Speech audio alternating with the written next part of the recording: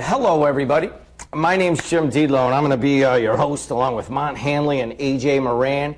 And we are live from Hammond, Indiana. You want to see what it looks like today? There it is. Beautiful look outside. It's an amazing day. It is never like this here in this area. And part of the reason that the weather's so good is that we have such a great show going for you today. It's called The Big Sell, and it is from Purdue Northwest here in Hammond, Indiana.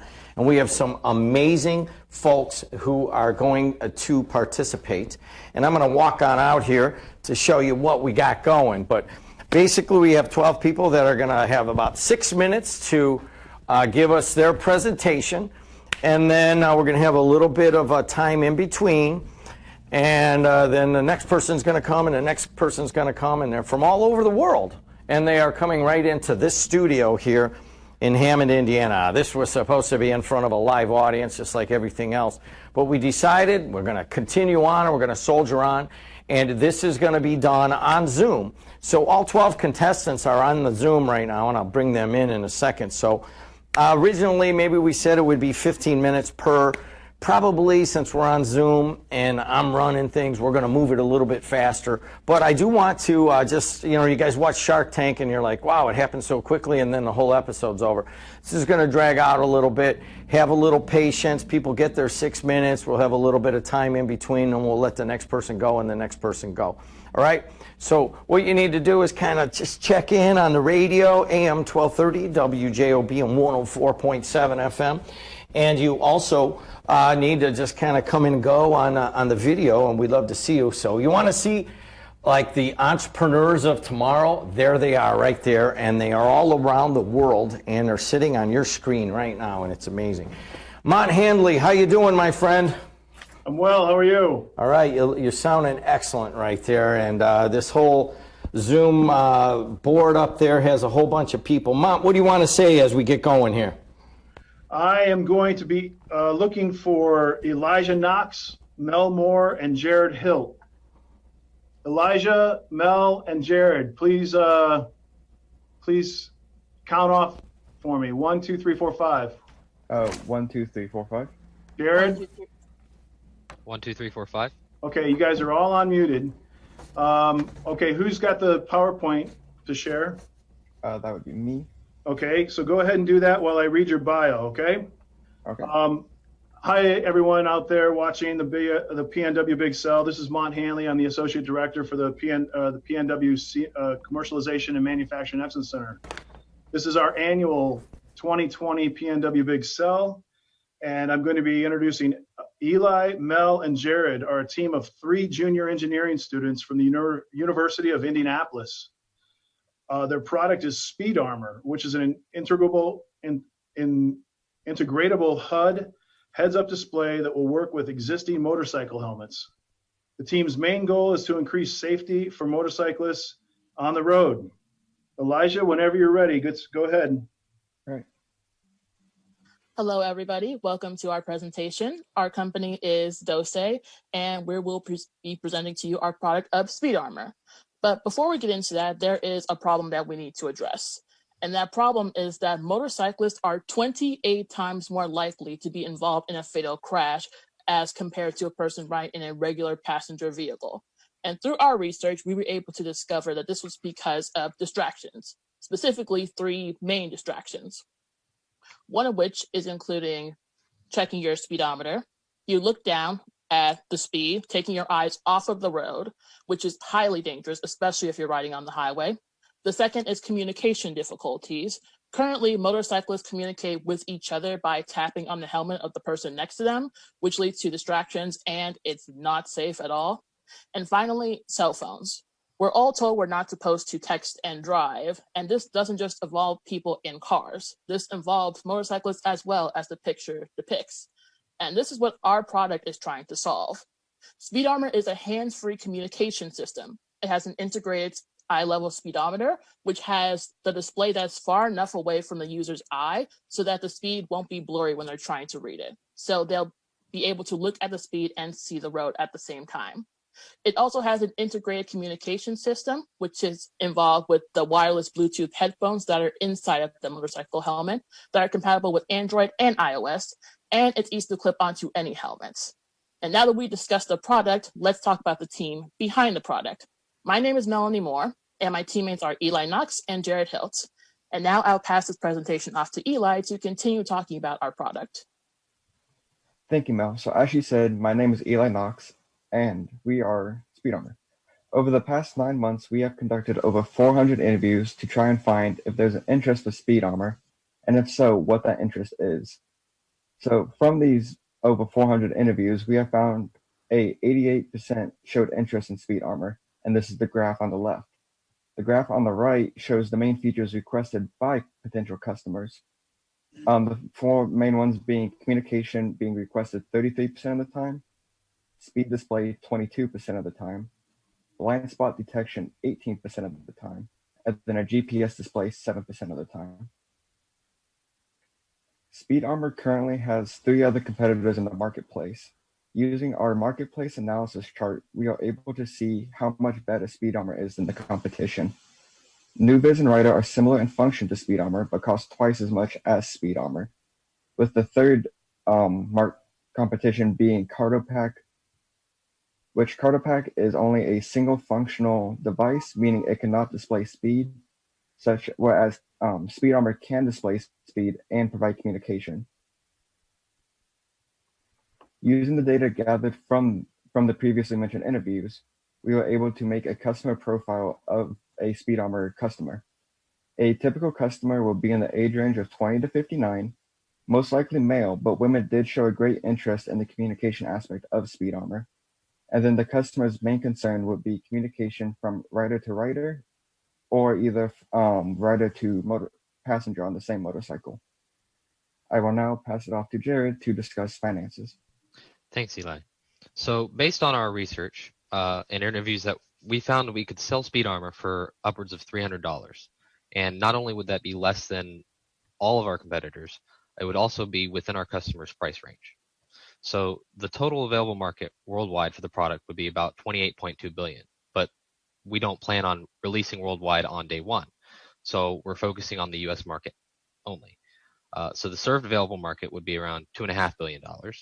And since only 65% of motorcycle riders report wearing helmets, our market would be $1.65 billion. So how are we going to get this product from its raw materials to our customers? We plan on subcontracting out manufacturing, and we realized that that would most likely put a 40% fee on whatever costs the manufacturer incurs and charges us. After that, we'll have possible warehousing for the product, and then we plan on selling it to motorcycle dealerships and retailers. So we know that we can produce Speed Armor for $160 a unit. That includes legal fees, raw materials, manufacturing costing 40% more, and all sorts of other things. So for 15% profit, we could sell it for $189 a unit. But if we sell to retailers, they tend to mark up the prices, let's say around 40%. So if we want to match the retail cost, we would sell for $289 a unit. And that would put us up to 65% profit. These are mainly from the, so for every $100,000 invested, $165,000 could return to Dose. We want you to help us save lives and join us. And we will now take questions from the judges.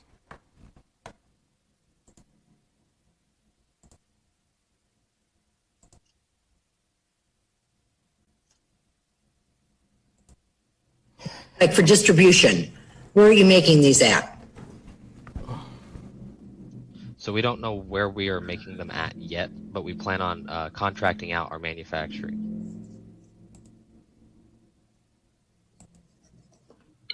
Do you have a working prototype that showcases how this actually works and can show how the screen would be projected?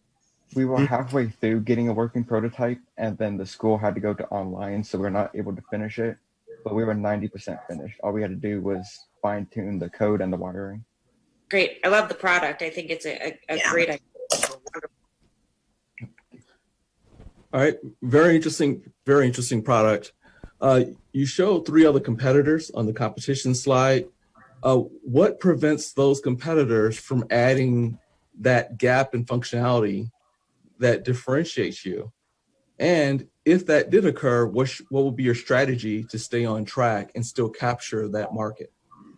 The main thing about our product is we actually have a physical working product, whereas 2 of the competitors depicted, they are only startup ideas. They don't actually have a product that can be sold to the customers. They're only Kickstarter ideas. So we're separate from them because we actually have something that a customer can physically use at this moment. Right.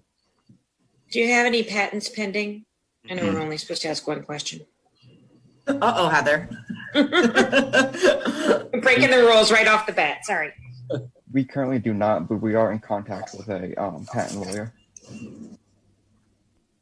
All right. And well, since we're asking multiple questions, how long will it take you to actually have a working product and you can actually deliver the, product number 1 to shelves? I mean, if we could sit down and work together, maybe a month, 2 tops. And what about the manufacturing side? That would have to be, we would have to talk to actually get out a contract written down. So however long it would take to get that contract and get in contact with somebody. All right. Thank you. All right. Well, we want to thank our first group. Mont, can you go ahead and share back to your screen? And we can, hey, everybody. We can go ahead and move on to the next. But before we do that, Mont, can you unmute yourself for a minute?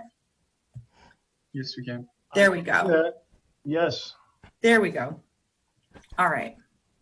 And Jim, how did that look on your end? Everything good? You know what? This is excellent. Okay. You guys are doing great. I just want to make sure it's looking good. I know that it's scary to be the first one when when we're doing this new format, but it seems like it's working. Yeah. Okay. So just I know we'll do a little tiny bit of production here. So I'm not touching this screen. Typically, I'm going speaker, grid view, all that. You guys are handling all of that. I'm not touching it. Okay. Yeah, I've got that under control. Okay, good enough. That was excellent. I know Yes. AJ, I do want you to just mention a couple of our sponsors in between here, if you would, and if you Yeah, could, absolutely. And we can do that in between as we go along. As I mentioned, this is a new format for us. We have 3 major sponsors over the past few years before we get into our newer partnerships. But we'd absolutely like to thank Purdue, the College of Business and the College of Technology lend a ton of time and energy to making this happen, as well as significant prize dollars. We also have NIPSCO, our regional and local energy company, who's part of our prize package as well. As you can see behind Mont, we have our sponsorship banner as well. We'll get into more of our thank yous and our judges' bios and who all works on this as we go along, but we absolutely want to make sure that we recognize the College of Technology, the College of Business, and NIPSCO, and thank them for sponsoring our local entrepreneurs. And in this case, this year, our international entrepreneurs. So thank you. all right, guys. Mont, I know Can we're I do a supposed quick sound check with Nico and Mario, please? Hello. Nico, please do a count out, please. 1, 2, 3, 4, Thank you. 5. Mario? 1, 2, 3, 4, 5. Whenever you're ready, gentlemen. I'm going to read your bio first, okay? 1 second. Wait. It's just me presenting. Oh, okay. All right, Nico. I'm going to read your bio whenever Okay. you're ready. Next up, we have the pods. Nope, I'm sorry. That's not right.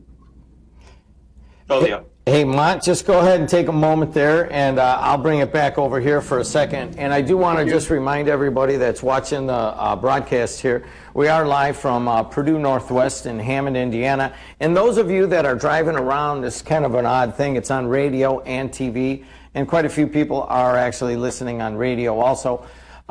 You can get it on AM 1230, WJOB, and you can also just listen on the TuneIn app if you would like. And there, that is, so download the app and just type in WJOB Network and type in our AM station, AM 1230, if you just want to listen. But of course, you can watch on Facebook and of course on the WJOB Network app on Amazon, Apple, and Roku. And let's send it back. Mont, you guys all set up now? We are, Jim. Thanks. Sure. It's Nicholas Martinez, also known as Nico. Nico is going to be presenting an application made to make an efficient way for creatives to connect. It's an innovative way to have a multitude of talents in one place, to influence collaboration and innovation. It's made for creatives by creatives. Nico, please go ahead. Okay. Well, as you know, my name is Nicholas Martinez, and this is Folio. Now, before I go into details exactly of what Folio is, I would like to plant an image for you. George Berkeley says that if a tree falls in a forest and no one is around to hear it, does it make a sound? So what if you have the best idea, but no one sees or hears it? If no one knows, how can you grow? I want you to keep that in mind as I go through this presentation. So what is Folio, and how does it work, and what are we doing? Well, Folio is an application made to cultivate a community that can provide sustainable change for the future. Folio aims to influence creators of all sorts to continue to create and influence with the tools and networks necessary to do so. You see, Folio is a match-based application. Its base purpose is to connect artists and creatives to projects and ideas. I know you're probably thinking, how? Well, let me explain how it works. It's based on a user's radius location in order to match them with people close to their current location. For example, if a photographer from Arizona was going to be traveling to Chicago for work, their location radius would change depending on where they are currently. And they can change the range of the location from miles or a mile. Next feature that I'll talk about is the view count on a user's folio to indicate interest to users. The more views, the more opportunities, and the more work. Next is reminders and calendaring features. This is made to give users reminders of when they have scheduled photography shoots or band rehearsals. The next feature, and probably the most important, is a video display of skills and talent. On a person's folio, it will include a bio along with a preferred headshot and their talent via a video. This is a crucial part in a person's folio because it fully displays their range as an actor, actress, or singer, for example. This is their spotlight, their showcasing. There are two versions of a folio account. There's a free, which includes the standard folio profile with 2 headshots and 2 videos, of which are 30 seconds each, and a premium, which has unlimited headshots that they can upload, as well as videos. This increases their display of talent and potential opportunities. So now I will go over, the timeline that we currently have. So it starts today with the Purdue Northwest Big Sell. And then we will be applying for the 1 million cups. And then we will be beginning the process of securing a patent for an IP. And then we will be applying for the Entrepreneurship World Cup. And then finally, we will begin coding on the 22nd of June. I've been working with Professor Chen, the department head of computer science here at Purdue Northwest, in helping with that process. So let's go over the goals for Folio's first year. Our first year, we plan and aim to get 10,000 user downloads, that is basic profiles. We then want to influence them to use the premium services of 20% of the 10,000, which is 2,000, at $10 a month or $100 a year. Now, if we go based on the idea that people pay monthly, that would be $120 times 2,000, which would be $240,000 annually in sales. You're probably asking yourself, well, how do we get 10,000? That's a lot of users. Well, according to LinkedIn of 2020, there are currently 176,835 arts jobs in Indiana. And here at Purdue Northwest, we have 2,600 plus undergrad arts students. So it starts here with referral-based marketing. And what I mean by that is base level users can refer 3 of their friends to make a profile. And in doing so, that person would get 50% off their premium, resulting in saving $60 per year. Next, I will talk about our expenses for the first year. Majority of the expenses go into coding and marketing with other social media apps. And the wages of 4 employees at $35 an hour, 15 hours a week, which would total to $14,700, and securing our patent for our intellectual property, which in total would come to a net income after taxes of $121,355.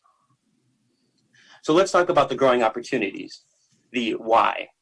There are currently 4.9 million jobs in America relating to arts. There is $736.6 billion in arts and culture, which accounts for 4% of GDP, and this is according to the Department of Commerce in 2015.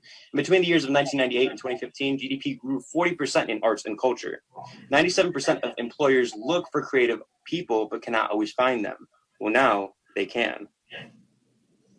Lastly, how does an app like this grow? Well, Tinder is a great comparison, generating $800 million in revenue this year alone. One of the best features that I have saved to mention till now is the swipe feature, which makes it more efficient for matchmaking. So Tinder also uses this process. So below is a graph of Tinder's premium users per quarter.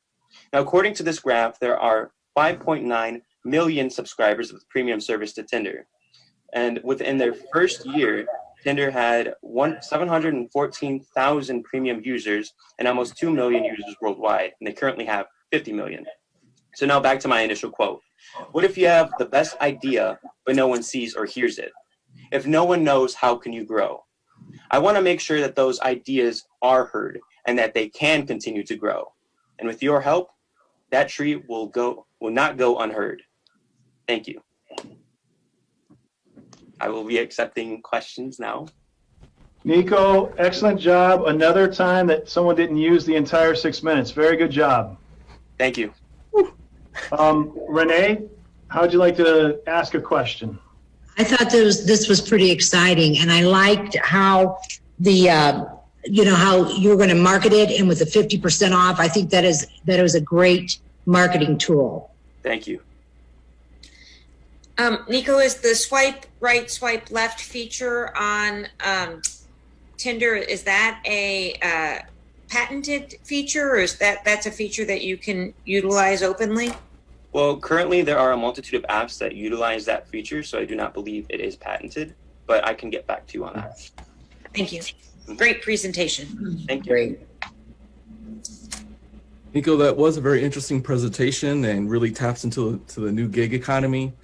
How much are you attempting to raise, or how much do you require in order to execute on this project? Mm-hmm. And to get to that 10,000 users in year one, I'm sure there'll be some type of curve. Mm-hmm. Are you putting enough into advertising to really execute on that? Yes.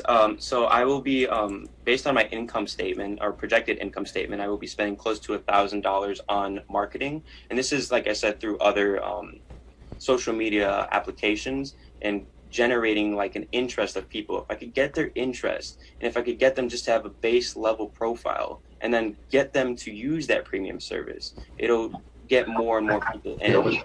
And then another part of your question, you asked, how much money? How much money? So based on my expenses, it's about $60,000 to $70,000. I'm not accounting for inflation or anything, but over time, I'm sure that number might grow. But like I said, I want to begin in June. So as of right now, at the rate that it's going, I currently do not have enough to start, but I hope to gain that funding by then. Great. Yes. Nico, thank you very much. Well, next up will be Brandon and Darren. You guys sit tight. I think we've got some announcements from AJ right now. Very good. AJ, how are you, my friend? Hey, I'm well. How are you? Socially distancing down at the other end of the building. Yes, and we went straight into this, but just to remind people, we are at the Purdue Northwest Commercialization and Manufacturing Excellence Center. It's an excellent hub for entrepreneurialism, and Mont Hanley, who you're just seeing right there, is the executive director here. He's been able to put together some prize money. And AJ, tell us what everybody's going for here today. Yeah, AJ had something to do with that too. And our students do too. We'll talk about the students who run this in a bit. So our prize money, our large contributors are the College of Business, the College of Technology, and NIPSCO. We've also had some added money. Right now, our first place winner is pitching for $10,000. Our second place winner is pitching for $5,000. And our third place winner is pitching for $2,500. But we also have some other pieces of the package that we want to thank our friends and sponsors around the state for. For those of you who are not familiar with Innovation Showcase and the Venture Club of Indiana, again this year, they've been gracious enough to give our first place winner automatic bid and entry into Innovation Showcase for the Venture Club of Indiana, which is a very big deal. And we're really happy that they partnered with us again on that this year. We've also had some new dollars arrive this year from the Rotary Club Foundation of Michigan City, as well as the Libertarian Party of LaPorte County and the NFR Institute of Technology, who has also been generous enough to give a scholarship to their Innovation Institute as well this summer. So the package has grown every year. It's dollars to do what you want with. And as entrepreneurs, all of these folks who are pitching their ideas understand this is not an equity or debt relationship. This is not a grant that has filing information that's required on the backside. This is straight up entrepreneurial dollars for them to continue working on launching their venture. Excellent. Thank you to AJ Moran. Mont, let's go. Okay, Jim. I'm going to be introducing a father-son team here from the region. They came and presented at 1 Million Cups not too long ago, and they really wowed the crowd. They are Brandon and Darren, and they're using someone else's Zoom account, so that's why I'm having a hard time finding them. Yeah, that's Melissa Robbins is what it says. That's right. There it is. Yeah. Okay, guys, so let me introduce you, and then you'll take it whenever you're ready. Remember, I'll give you the red for 15-second warning, okay? Yeah. All right. So I'm introducing Brandon and Darren Robbins of Magic Clip with their new and innovative way of hanging your holiday lights, decorations, and banner systems. Take it away, guys. Hello. I know that you all, at some point or another, have hung holiday lights or decorations in your home, whether it was interior or interior exterior of your home or business. And I'm sure we can all agree that we probably use some of the same material, whether it was tack, screws, hammer and nail, duct tape, zip tie. My favorite one here is the Clark Griswold staple gun. Although all of these did serve its purpose, they've all left some kind of imperfection or holes in your vinyl siding or in your wood trim. What if I could show you that I can remove all these different ugly sources that have been used for decades and turn it into this? Does that interest you? I'll get back to this in a few minutes.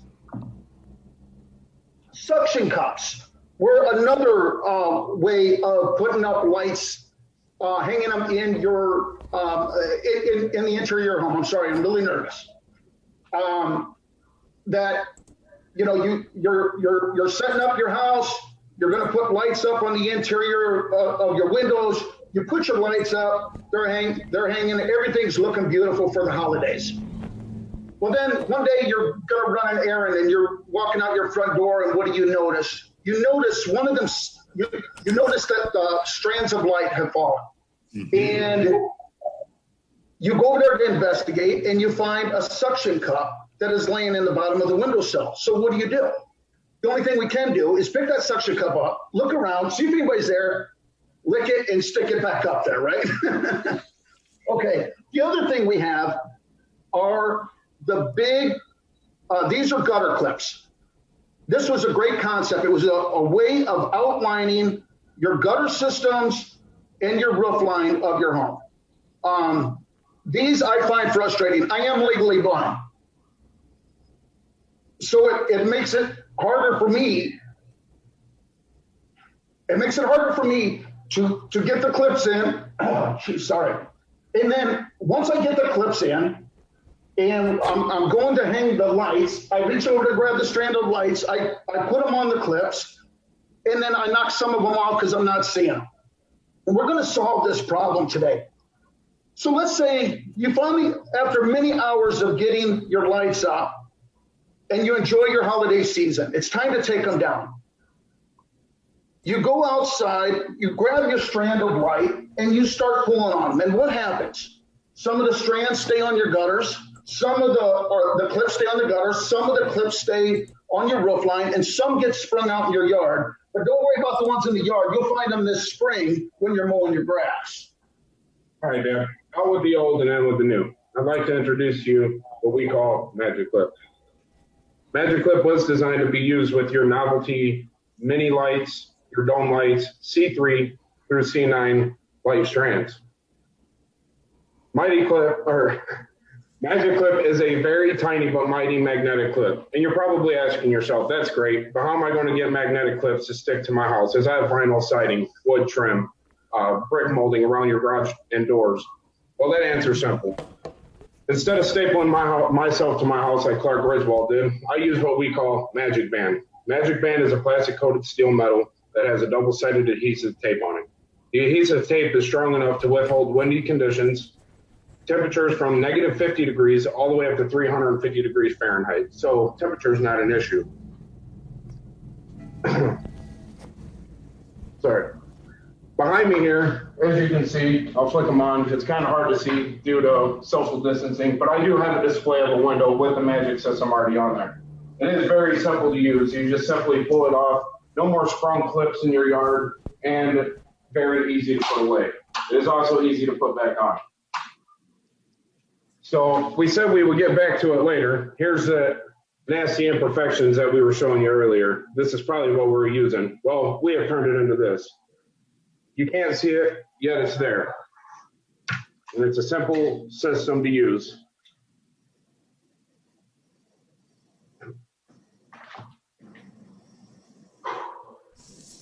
I lost my spot. Go ahead. We just like to let you know, that we appreciate you guys having us on here to be able to display this, and we're open to any questions. So, wow, another team that didn't go to 6 minutes. I'm impressed. Usually I'm cutting people off left and right. Great job, guys. Thank you. Thank you. I'll go ahead, Renee, if you'd like to ask your question. Well, I love lights at Christmas. And so that always bothers me when I go out and I look around and I'll see something hanging. So this seems, I mean, is it simple to install it up there? Yes, the banding. Let me see that banding. Okay. So if you're referring to like your gutter, this is what your gutter would look like. It is very simple to put up. I mean, it keeps it in a straight line, bends around corners, and it's on there. So all you got to do is just install that band that across it. Correct. Yep. Now, mind you, that banding stays up for years to come. That doesn't come down. That was my next question. How long will that stay up there? Well, this has just been tested this year on my home, and it has done very well. It's still up there today. This is our first year into this. And also these clips stay on the strands of light. So when you take these down, you just roll your strands of light up and store them up into your attic or whatever. So next year when you come out, the only thing you've got to do is put your light strands on. My next question, how much will it be to be able to purchase this? So we're working on that right now. Right now, I have the price at, for me having to buy the raw material and make them myself would be around $14 and 20 some odd cents a piece. And I'm looking at selling these at probably $39.99. This will come with 30 lineal feet of the banding in 3-foot pieces. And then also it would come with 25 of the magic clips. Thank you. I'm really excited about this product, guys. Thank you for presenting today. I think it's great. I could see a great use for this in my house and all around the house, actually, not indoors and outdoors. So I'm excited about it. So do you have a patent pending on this? We do have a provisional patent already for this. Are there other competitors in the marketplace that are doing similar products? There's one other place that we did find. They were called, Magnetic Light, I believe. But the difference between ours and theirs is they have a magnet that is adhered only to a C9 bulb. Also with that, they still have something similar to these clips that you would have to still put on your house that they have like a little piece of metal right here that the light can stick on. Where ours, you can place the magnet anywhere on the light strand and any type of light strand. Can you please showcase the component that goes on the light strand so I can see that as well? This is the clip that goes on there, and it's got a simple open and close. Sorry, it is very small. Maybe if I put it in there. You're good. You're good. I got it. Thank you. And then it just snaps on there, and you don't have to take them off, or it is a removable. Like I said, it is an open and closed hinge, so you can take them off if you desire, or you can keep them on. Right. Thank you. That was 3 questions, Robert, so I really broke the rules that time. All right, now I have to do 4. All right. All right, first of all, I think you guys did a great job of illustrating the problem and demonstrating your solution. So I love that. But I'd like to know more about the real opportunity. What's the size of the market that you're trying to address? The way I see this as being a $1 billion idea, I'll be honest with you, with all the homes and businesses that are there, as many people that put up lights and decorations, I just see this thing so huge. And with what is that number? How many folks hang lights in the U.S.? God, I don't have that number. I truly don't. We're still doing a lot of research. We're not in business yet. We are still doing a lot of research, but with all the buildings that we've been in, restaurants that put these up and so forth, and every year there's at least 1 million homes and businesses being built every year with this. So, and if I can add one more thing to this, I have personally went out and talked where I figured that this can grow. It isn't just us trying to sell this maybe out of a brick and mortar place. I have literally talked to home builders who are very interested in this. I've talked to rehab people that are very interested that they can add this to their home when they're rehabbing. I've talked to gutter companies who can install this when they're putting in gutters. It's another sale for them. And I've also think that even leaf guard, now I haven't really studied leaf guard, except I know that leaf guard, they have to screw and mount these panels inside these gutter systems. I think what we can help them with is doing a magnetic, somehow magnetically putting these in there, so you don't have to, one guy can go up there and actually lay this stuff in and magnetize them down. And if for some reason they have to get to it, they don't got to take a drill up there to pull them out. They just lift them up and they pop back down. Just a quick plug real quick for Lori Felton, our friends at the SBDC. I'm sure Mont connected you with them, but they'd be great to help you with that research component that you need to find out in order to make yourself a little bit more marketable to capital. Perfect. Thank you. Thank you. You have a feel for how much money you need and what your go-to-market strategy would be? I don't honestly have that answer yet. It's like I said, we're still in the building stages, but I feel that this could develop so many jobs because by itself, I think it could have its own manufacturing company to do. You know what I mean? We mentioned something about banner system. Our banner is held up in the back here. We have a company, our local beer distributor out here in Hammond, Indiana, which is Calumet Brewery, is doing testing with their banners and signage on their event trailers and signage maybe on some of the buildings. So it's in testing with them right now. Great, thank you. Okay, thank you. Thank you. Thank you, Okay, gentlemen, thank you very much. We're next up with Emily Edwards. Emily, if you please share your screen at your convenience. Before you get started, let me do an intro for you. And also AJ and Jed, go ahead and yeah, AJ and I want to just mention some thanks to our judges, and we're kind of introducing everybody as we go along here. AJ, you want to tell us who we have here today? That'd be great. Yeah, we want to thank our judges. What an integral piece of what we do. These are local individuals. I'll hit them the same way Mont did. I think he chose to go alphabetically, so I don't have a problem with that. Our first judge is Renee Conley. Those of you in the community and in the region most likely know Renee and know of her work, whether it was on a board or doing marketing for commercial distribution, things like that. Right now, for those of you who don't know what she's working on, she's the one who does all the marketing for the Railcats. So if you've been to the Railcats games recently, in the past few years, you've seen her work and the amazing job that they've done at the ballpark. She also helps the management team at Boyd Asphalt, a very large paving, milling, stripping, repairing company. She wears a few hats, but I think most everybody in the community knows her as somebody who wears hats for all different types of organizations. So thank you so much, Renee. And you know what? Why don't we do this? Why don't we do one judge between each person? I think. Yep. Yeah, I think they're ready to go on the next one. Mon Hanley, take it away. Okay. So Emily Edwards, Emily Foods. Emily Edwards founded Emily's Foods. It is the first U.S. company that offers an organic, sweet, conveniently packed plant protein icing or dip in the dessert category. Paradise Icing, the product is a sweet plant-based icing dip that contains pea protein powder and has versatility. The icing that acts like a dip.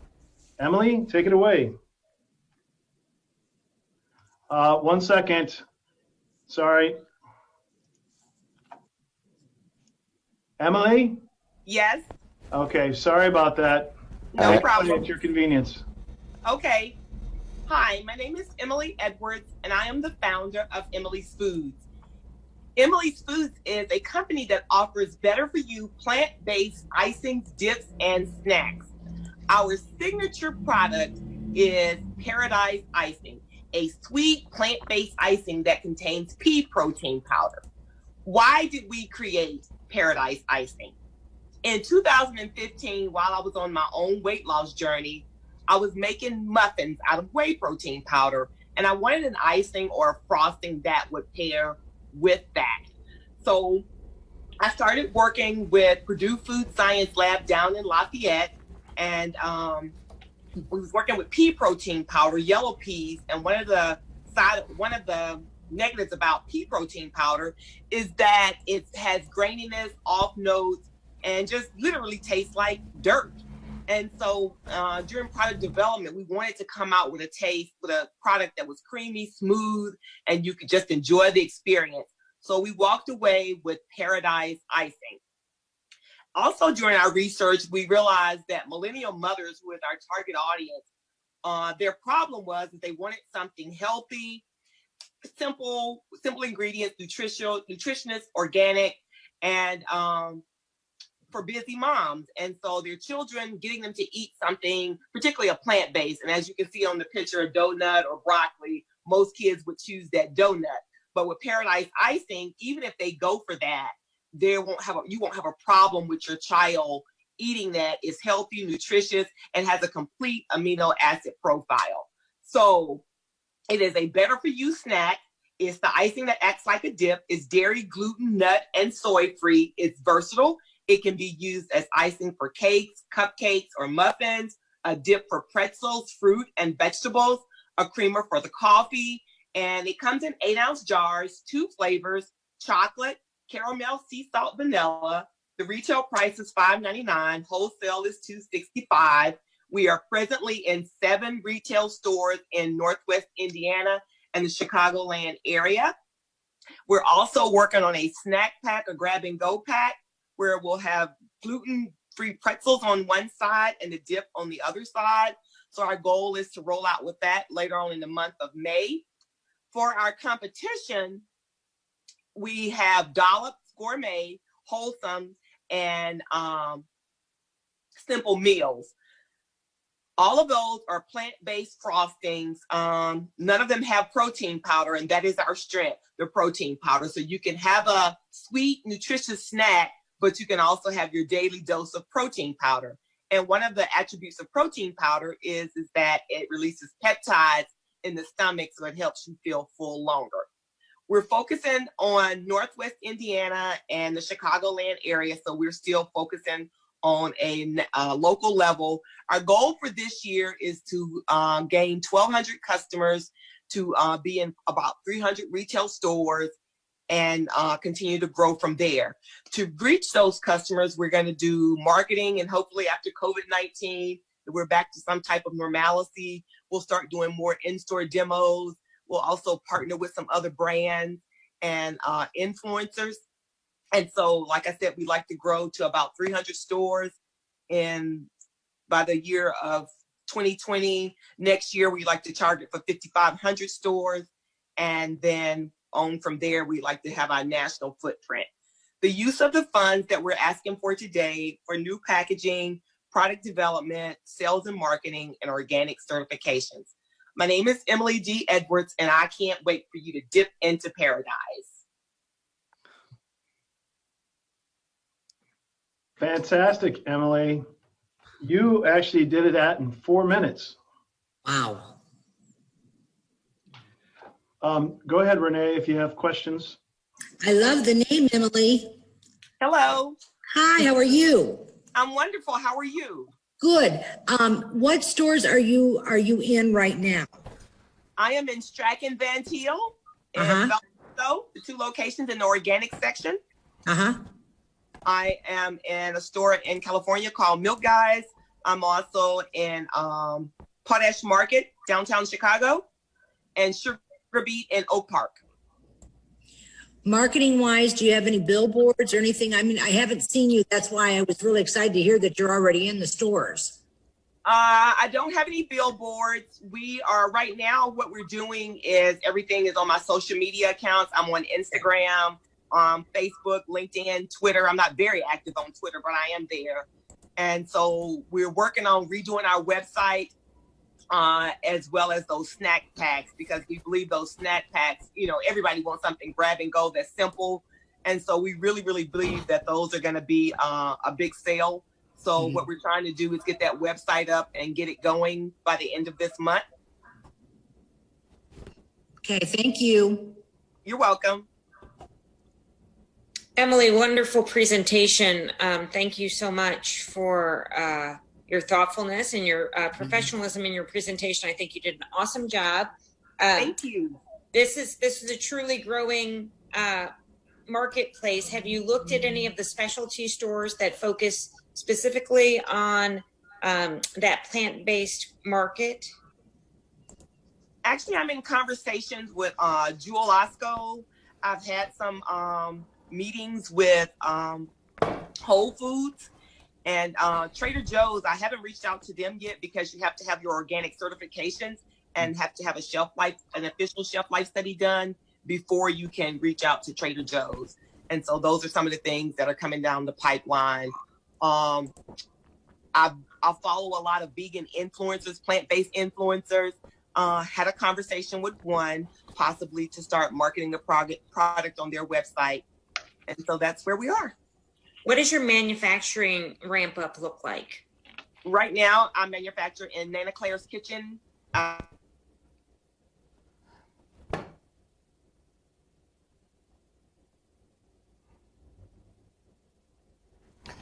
right, guys, looks like we're having a little trouble with the audio there.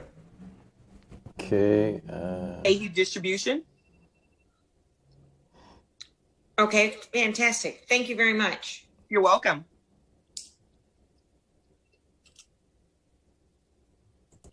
Well, I very much enjoyed the presentation as well, and enthusiasm.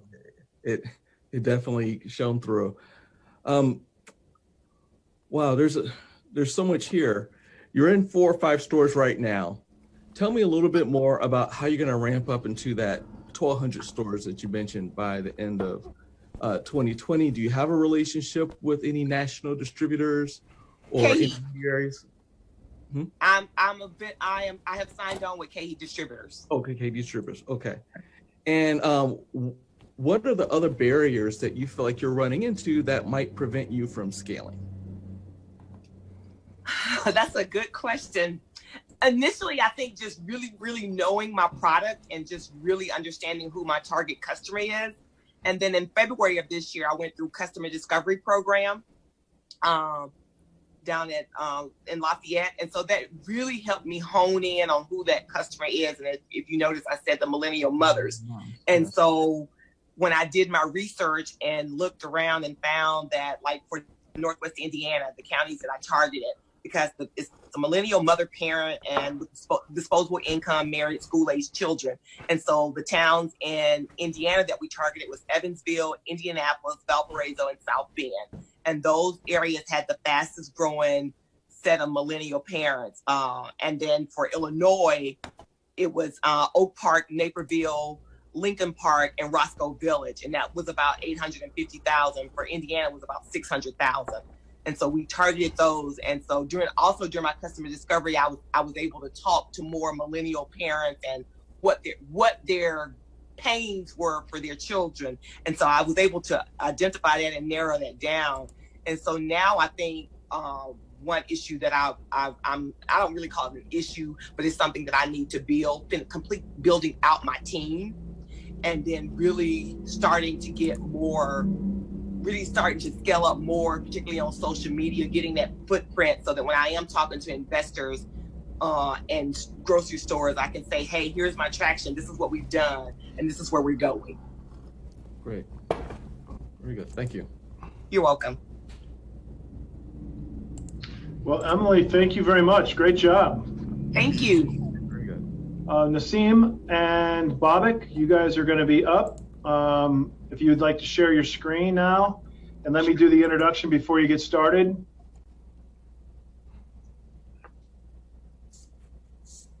Okay. Nassim and Babak, can you do a little count for us, please? Yes. 5, 4, 3, 2, 1. Thank you very much, Babak. Nassim, how about you? 1, 2, 3, 4, 5. Okay, I'm going to turn it over to AJ and Jed. Yes, let's go back to AJ. AJ, sorry about that. Yeah, I thought we were going into the other one there. But here I am right here, and I'll bring it up, and there you go. Hey, everybody, we are from the Purdue Northwest Commercialization and Manufacturing Excellence Center. And we're in the middle on the radio, so we got to keep it moving. Can't really have any dead air here on AM 1230 and WJOB and 104.7. You can also listen if you're getting in the car, you're watching, and you decide to get off and you want to go listen. You can also put it on a TuneIn app and drive around and listen. We're in the middle of the Big Sell, and that is put on there by Mont Hanley's the executive director, and AJ Moran also will be showing here. And there we have 12 entrepreneurs that are going for $10,000. And I think we're just going to go straight into the next one right now. And then on the next one, AJ, let's talk one more judge, okay? Can you do it? Yeah, let's give our thanks out to Heather Ennis. I met Heather years ago when she was running the Duneland Chamber. Heather is now the president and CEO of the Northwest Indiana Forum. And for those of you in the region, you know that that's a not-for-profit that specifically focuses on economic development in the region. You've seen the growth of population, you've seen the growth of income, you're seeing tremendous growth in the region, and they're part of the catalyst movement for jobs in Northwest Indiana. So we want to make sure that we thank Heather for spending the afternoon with us as well. All right. Okay. All right, we're ready to rock and roll. Nassim. Nassim and Babak.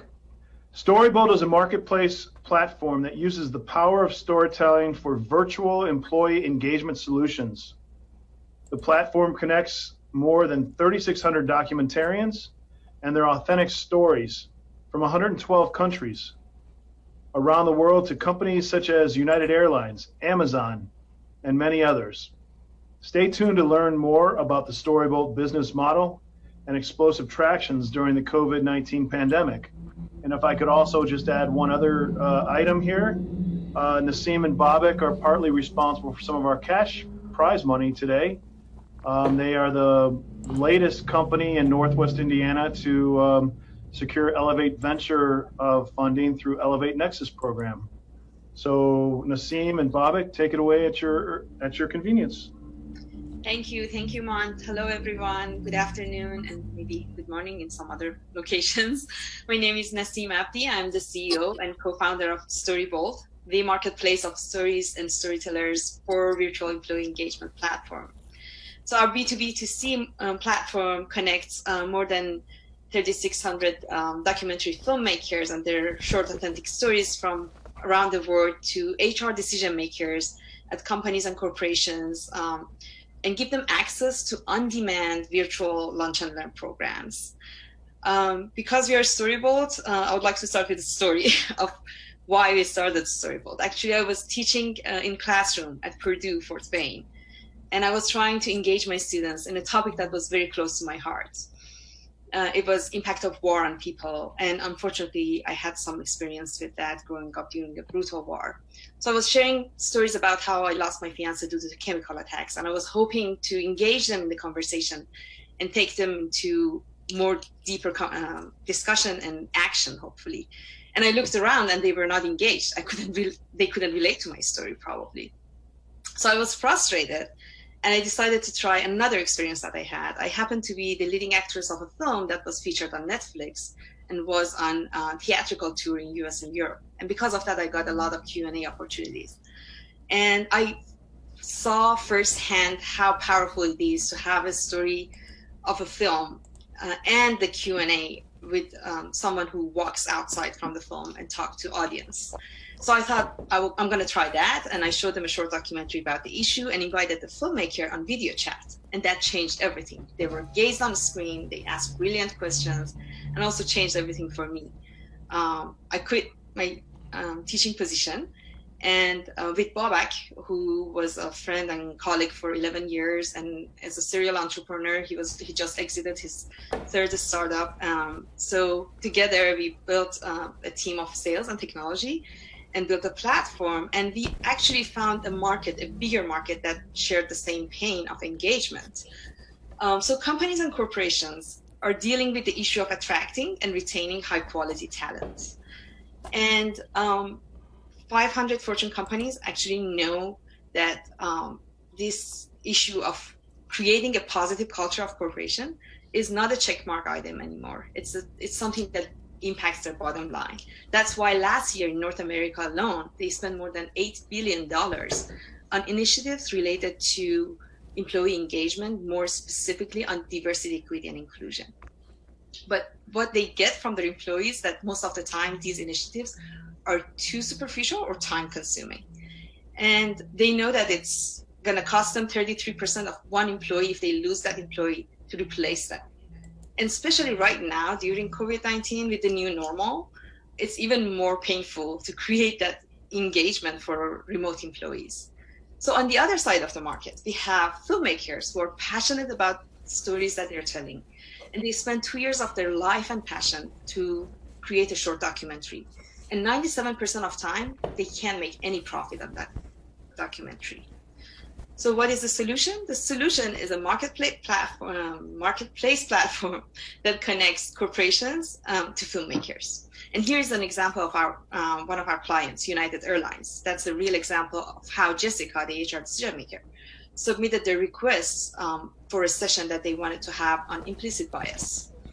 When they submitted the request in our platform, it got matched to with 2 short documentaries about the issue. And after they paid their annual subscription, they could book a screening and a live Q&A with the filmmaker. And in under 1 hour, employees got engaged in a deep conversation about the issue after watching a real story about the issue.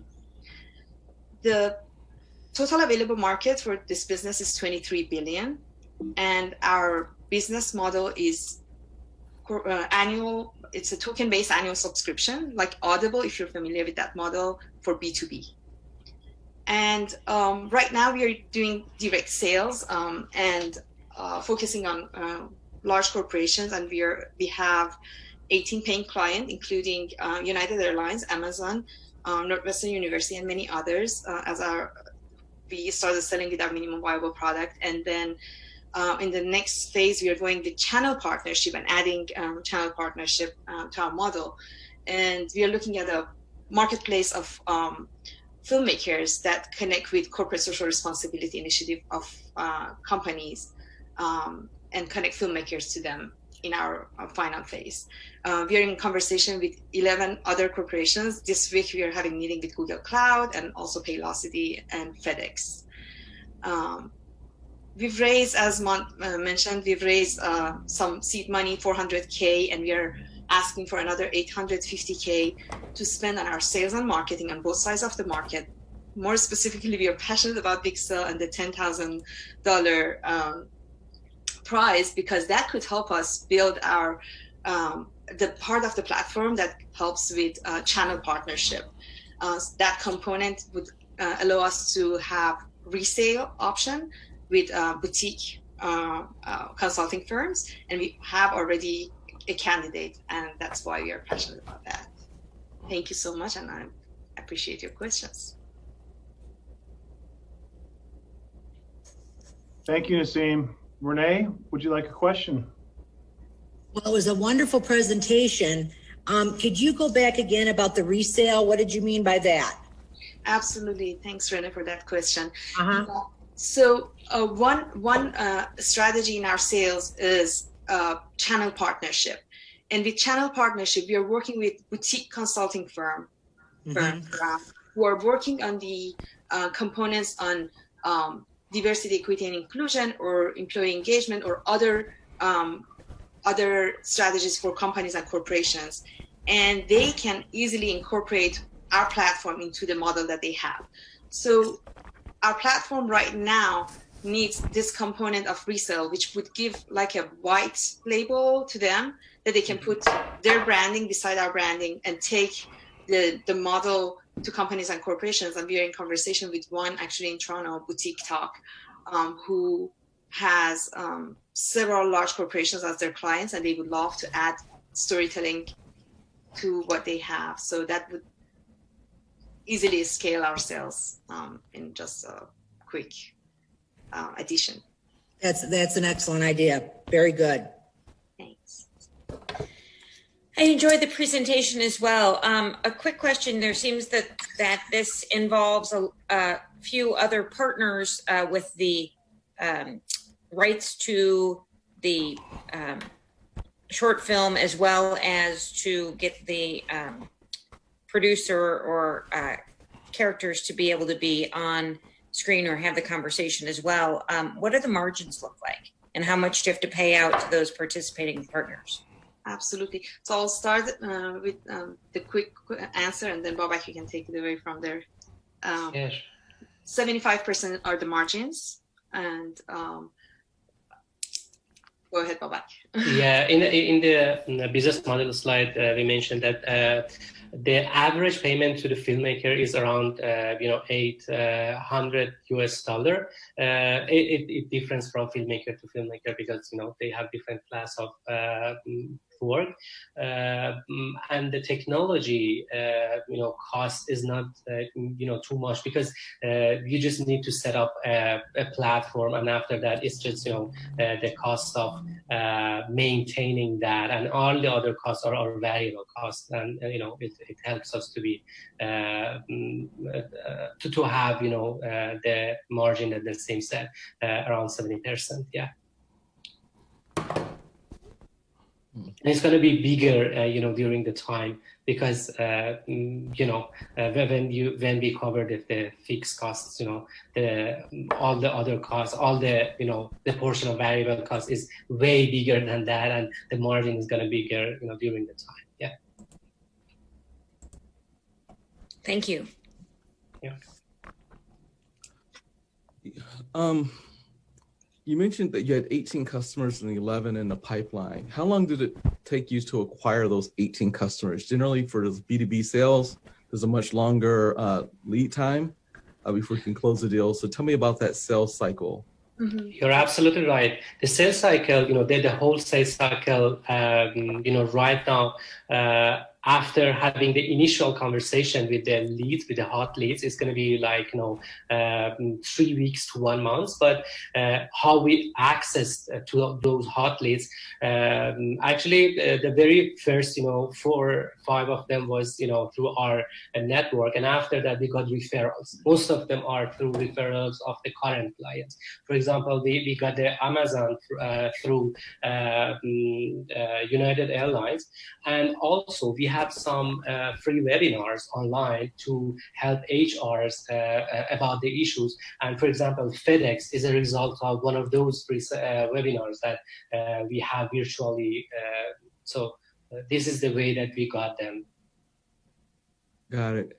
And if someone makes a request for something that you don't have in that library of existing content, what's the process at that point for them? Great question. So we do have relationship not only with filmmakers, but also with production, film production companies in Chicago and all across the country. For example, Carton Quinn and Kindling Group and many others. And usually that side of the market is pretty easy. There is tons of millions of beautiful, amazing films out there, short stories that are in like really need of being heard. So that part is pretty easy and quick. And the strategic partnerships help a lot with festivals, and we are working on more. Actually, part of the money that we are raising is to go with marketing on that side of market with more strategic partnership with film festivals. Great. And I think my last question is, what is the size of this opportunity? What's the size of this market? If you were to show me your pro forma, what will you be looking at for top line, revenue for the next couple of years? The projected revenue for the fifth year is going to be around $300 million. Because the growth is exponential, because it's a subscription based, and because the ARR is a high portion of the current revenue that we have, because most of the time when they start doing this, they want to continue, because the attitude change that's a result of this solution takes time, at least 2-3 years. They need at least 2-3 years, and also we are adding new features like stand-up comedy and other things to make it attractive for them. So right now the projection is $300 million for the fifth year, and the total size of the market, as Nasim said in the TAM slide, is $4 billion just for diversity and inclusion, and for the whole positive culture market is around $23 billion. All right. Well, thank you so much, Dr. Abdi and Babak and Storybolt. And wanted just to hit on our last judge. He was the gentleman just asking the questions. For those of you who aren't familiar with Robert Johnson III, he's actually PNW alumni. So thank you for that, sir. He runs a company he was a co-founder of here in Maryville. It's called SimCore. You can see the logo behind him on his Zoom wall. SimCore does IT security, obviously an important topic, something that is used not by individuals but also by industry and in commercial applications. He also is familiar with the patent process. He's got patented technologies. He has his own patents. So this is a space he's really comfortable talking about being, and we want to thank him for spending his Saturday with us. And thank you for being an alumni. We're happy you came from the family tree here. Love to be part of it. Okay, folks. Next up is Garong Vignac and Rayvant Tremblay.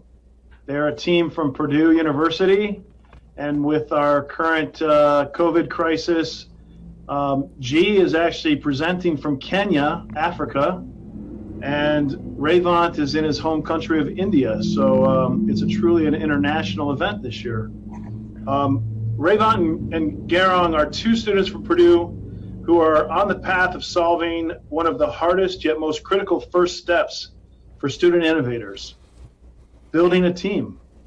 Being innovators themselves, they believe Brainchild can provide an effective approach for students to build their dream team for an idea of their interest. Gentlemen, take it away at your earliest convenience. Thank you, Mont. The hardest part about starting up is starting out, and Brainchild is here to help students turn their ideas into reality by helping them build a team for tomorrow. As students, we have realized that a university is an ideal hub for innovation, or as Wired states, an ideal startup platform. It houses ambitious innovators from various disciplines in a close proximity. But does close proximity really mean easy approachability?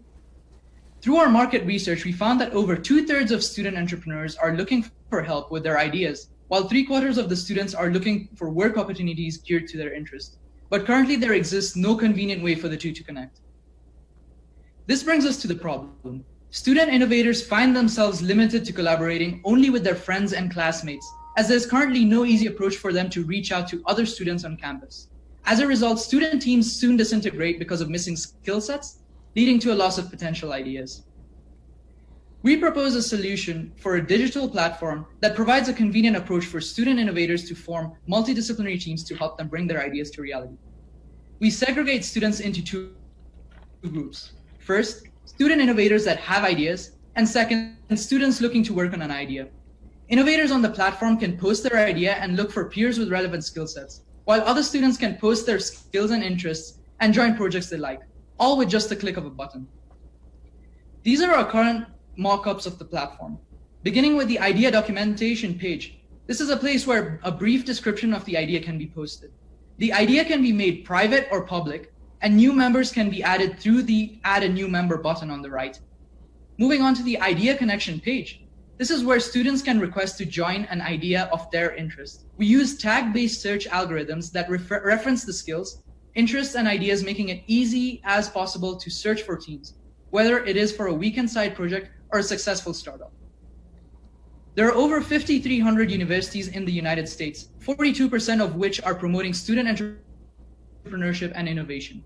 This puts our serviceable market close to 2,200 universities with approximately 8.5 million students. For now, Brainchild is focused on meeting the needs of universities that have a center for entrepreneurship. And we plan to expand as we establish the credibility of the platform with every university we serve through the existing university systems. There currently exists no dominant player that facilitates team formation for student innovators. Our closest competitor, Co-Founders Lab, owns less than 2% of this market and is a public network for professionals rather than a specialized network for students. Our indirect competitors are closed LinkedIn, Facebook, and Reddit student community groups. But because of the different purpose of these platforms, student innovators are limited by choices and face challenges reaching the right audience when trying to build teams. There are other players like Startup Wind and CatMe, but they're focused on providing mentorship and teaming education. Let us move on to our business model. We plan to operate on non-dilutive grant funding and initial investments for the first 2 years. Currently, we have been approved for I6 grants that will allow us to keep the platform free for students to test our value and growth hypotheses and grow the network value. We thereafter will operate in the B2B space where we license the platform to the universities as a whole and charge a yearly subscription fee for operational assistance based per user. By our 5th year in operation, we plan to expand our market to venture capitalist firms and companies that offer entrepreneurship resources to create a marketing value proposition for them with student projects.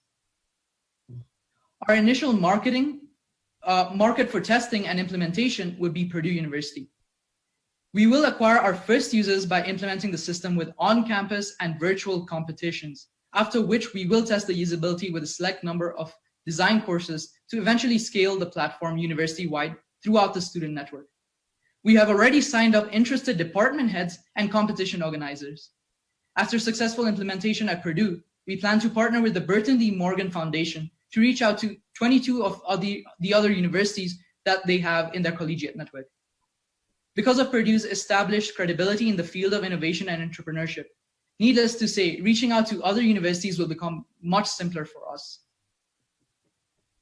This table outlines our financial projections over the next 5 years. Beginning in 2022, our major revenue comes through the B2B model for universities through a one-time licensing fee and an annual recurring fees based on each user or per user. And our second revenue stream would be targeted advertisements. The costs we expect to occur are salaries, website hosting, research and development costs, as well as general and administration costs and marketing costs. By 2024, we expect the profit to be around $1.2 million, with our customer acquisition cost at around $3,600 and a lifetime value of around $11,500. The assumptions in the model have been based on competitors of other university SaaS products in the same ecosystem. The capital from this competition will help us with our costs of customer validation, marketing, and early operation costs. Marketing will make up a major and most critical portion of these costs so that we can onboard as many users as possible to create the network value for students at Purdue. My co-founder and I believe that we are the right people to build this platform. We are not only part of the target audience, but we also have tried most of the existing solutions. We have gone through accelerator programs at Purdue, validated our problem, and collected numerous customer insights. Our team has the required skills to bring the idea to a reality and have the right mentorship and connection to execute it. Our vision is to bring more student ideas to reality by helping them bring and build a team for tomorrow. Thank you. We're open for questions now.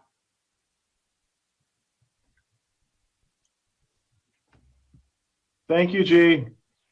Renee, would you like to ask? Yes. Okay. Welcome again, and that was an excellent presentation. Thank you. I have a question about your one-time license fee. I did see a couple years at the end, like when you first, like for the first year. Back to the licensing, one-time licensing fee. So 2020? Yes. Uh, are we talking about financial projections? Uh-huh. So you're talking about 2020 and 2021, right? Yes. So we plan to have the platform free of cost because this will be initial testing phase where we value where we create the value for the network and validate our value hypothesis and growth hypotheses. So in year 3, when we have validated at a couple of universities, that's when we plan to license it to universities as a whole. And we expect that to do that in year 3. Okay, thank you. Thank you. This was a great presentation, guys. I know that there are people all over Northwest Indiana struggling with the same types of quandaries of how to connect entrepreneurs to the right resources and getting them together at an earlier age or earlier phase in the process is great. So I don't know, maybe you said it and I missed it. Do you have any intellectual property patents on this or any patent pendings? Not right now. We don't have any property on the idea itself or the platform itself, but later, once we have our searching algorithms built in according to user needs, we plan to have them established. Thank you. Thank you. Yeah. Since we're on the financial projections page, that one-time licensing fee, it grows up proportionally with the number of universities until 2024, and then it drops substantially. What is the plan there in 2024, and why is that the case? G, can you go to our backup slide and put it down to, yeah, exactly, just right there. Go up a little bit, please. Just the licensing fee where we have that, all 5, a little more. Yeah, this one. Yeah. So what happens is initially we are planning, as per our go-to-market strategy and our business model, we plan to approach large and medium-sized universities. That's why we have taken the average of the universities, average of the licensing costs with these universities. However, when we expect to have 500 universities in the year 2024, we dial that average down depending on the university size to about, I think it was $7,500. So initially our approximate is taking in Purdue into consideration, it's about $18,000 to $20,000. Whereas as we expand to 500 universities, the average is about $5,000 to $10,000. So that's what's happening over there. Okay. All right. And definitely a good presentation. You're kind of the Facebook of innovators for exactly universities where they started. There are a couple competitors out there. You mentioned one in particular, Co-Founders Lab. Yeah. What prevents them from adding a little bit to their platform to start focusing on universities, and how, what would be your response to that? And similarly, in a few years, do you plan to expand outside of the university market to the broader market overall for all entrepreneurs and innovators? So, great question about the Co-Founders Lab. So the thing that differentiates us biggest right now from Co-Founders Lab is that they operate in a professional setting where they're trying to connect professional entrepreneurs with co-founders. there are a lot of different needs that need to be addressed for a student audience. So like they don't have the equity set up yet. They don't have the legal documents set up yet. So there are different needs that need to be served in the student audience. And we believe that's going to be the biggest differentiator, because it's going to be very hard for them to pivot from a professional audience to a student audience. And if they plan to do that in the future, given that they were recently acquired by business Rockstar, we believe that we don't have great barriers to entry right now, but because this is such a network, like this has such a big network barrier to entry, that once we execute this, and when we have, once we have acquired a university, that network is going to be much stronger for us than compared to Co-Founders Lab. And in the worst case scenario, if they come to the market first, the best opportunity for them would be to acquire us, like with a couple of scenarios that have happened in the past. If that answers your question. Sure. Yes. And to add on to that, actually, secondly, you asked about how we're going to expand outside, if we would consider expanding outside. And I believe that there is currently not really a connection tool within universities. So we have professional setting tools like LinkedIn and social media like Facebook, and they are connecting people globally with a larger, more open network. Whereas in universities, you have more of a closed network where students, are planning to talk to each other and meet up to work on ideas physically. So in that instance, we're planning to kind of keep it as a closed network within universities. But at the same time, we see a possibility and opportunity to expand globally after we have acquired the market in the US. And there is a large market sitting out there just waiting outside of the US. Well, thank you so much, gentlemen. I think it's telling that you're talking about a enterprise that's connecting individuals. And here we are having a pitch competition representing 3 different continents. So thank you. I know it's in the middle of the night for you. So thank you very much. We hope you stay the rest of the time. We hope you're safe, and we hope to see you soon when school comes back in the fall. Just before we switch to the next folks, we want to go through our other list of individuals and entities and people who make this event possible. Historically, we've done this live. We're doing this as a live stream today. So we're excited to be presenting a new way to think about connecting individuals through pitch competitions in universities and communities. The next thing I'd like to thank is actually WJOB. They've been nice enough to host us for the past couple of years, live stream us, help us with the tech and the video. They don't have to do that. They're not part of the PNW silo or cost center. So we certainly want to thank them for hosting us today. You can find them on Facebook. You can find them live streaming or on their page. You can also find them on the radio. If you'd like to stop by the building, you can always wave in. We can't have anybody in the building quite yet, but we're certainly open to waving through the windows. With that, I'll go ahead and turn it back over to you, Matt.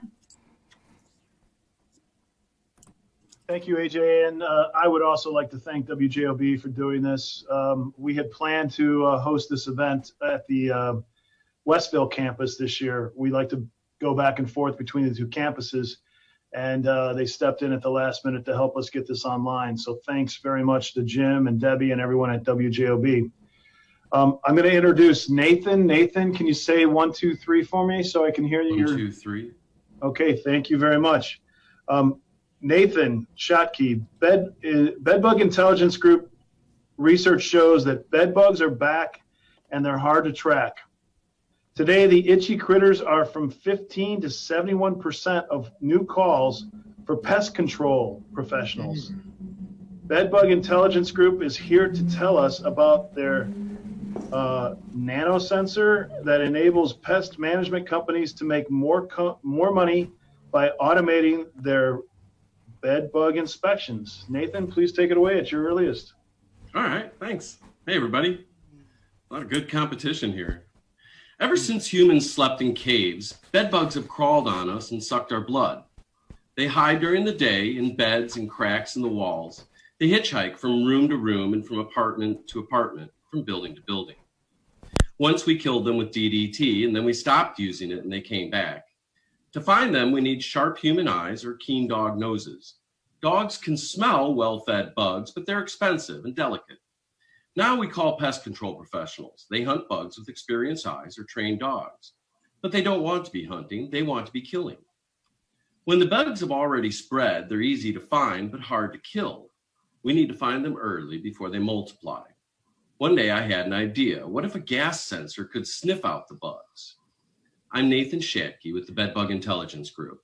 I'm a chemical engineer with patents for design and production of gas sensors, and I'm an entrepreneur.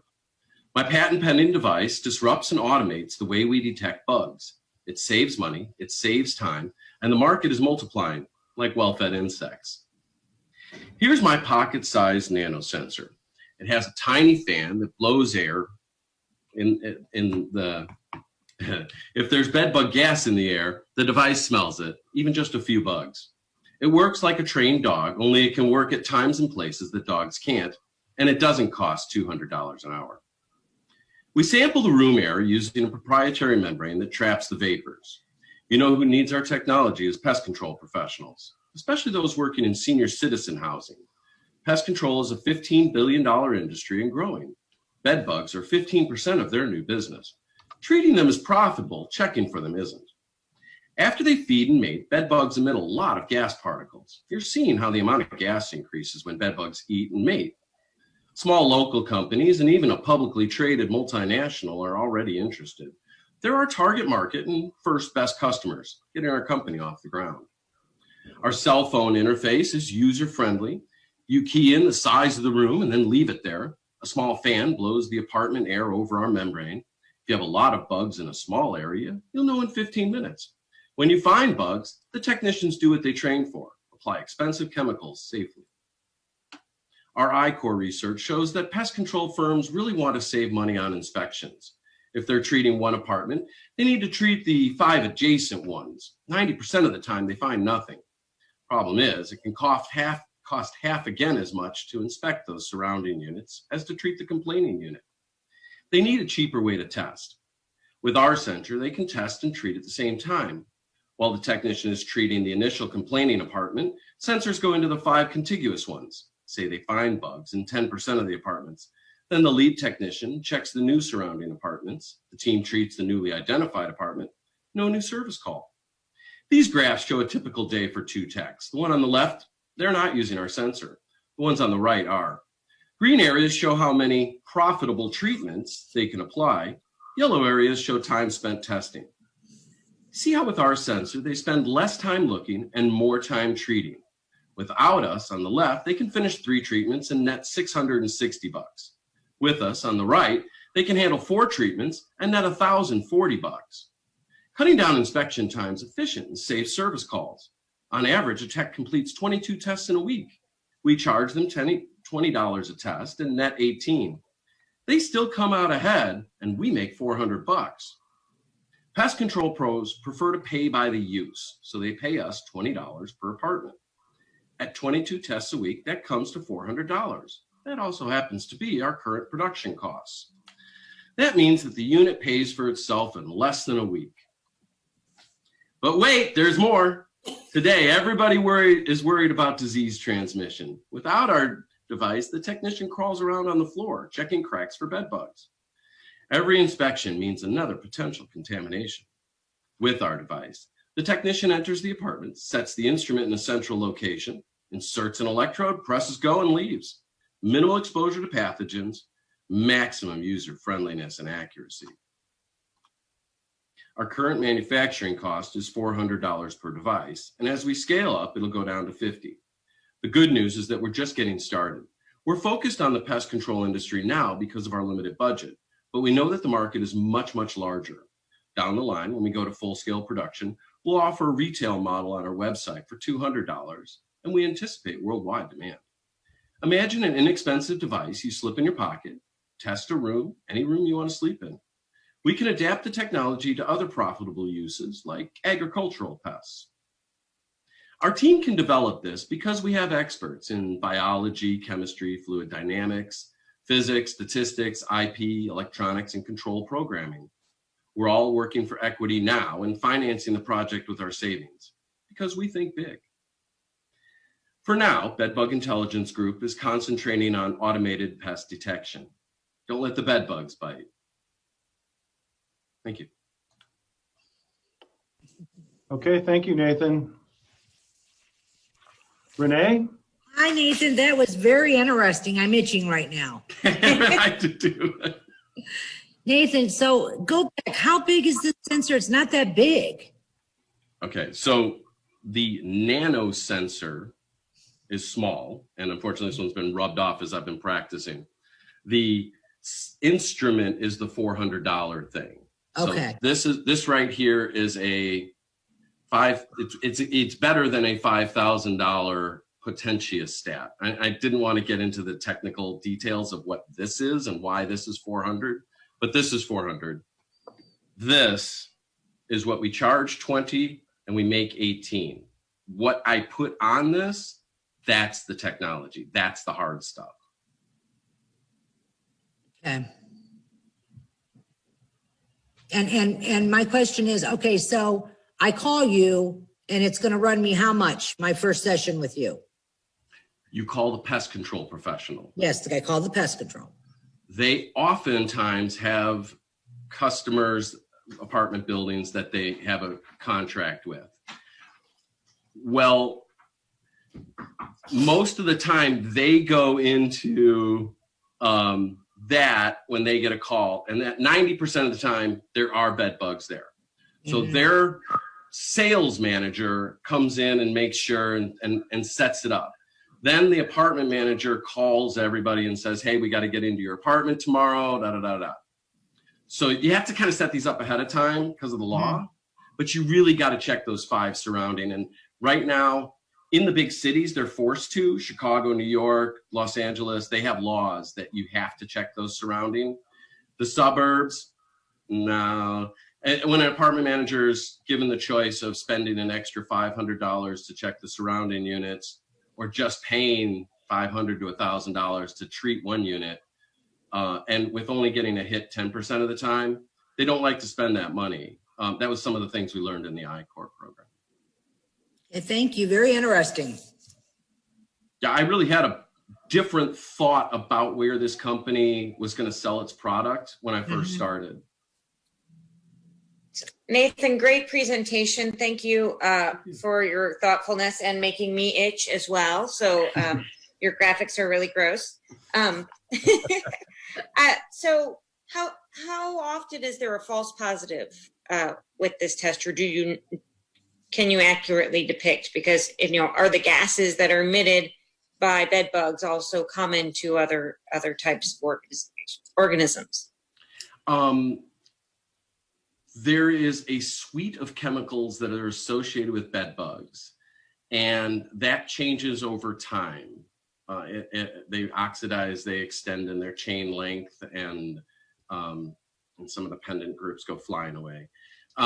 That profile of chemistry has a unique interaction with the goop that I put onto those electrodes.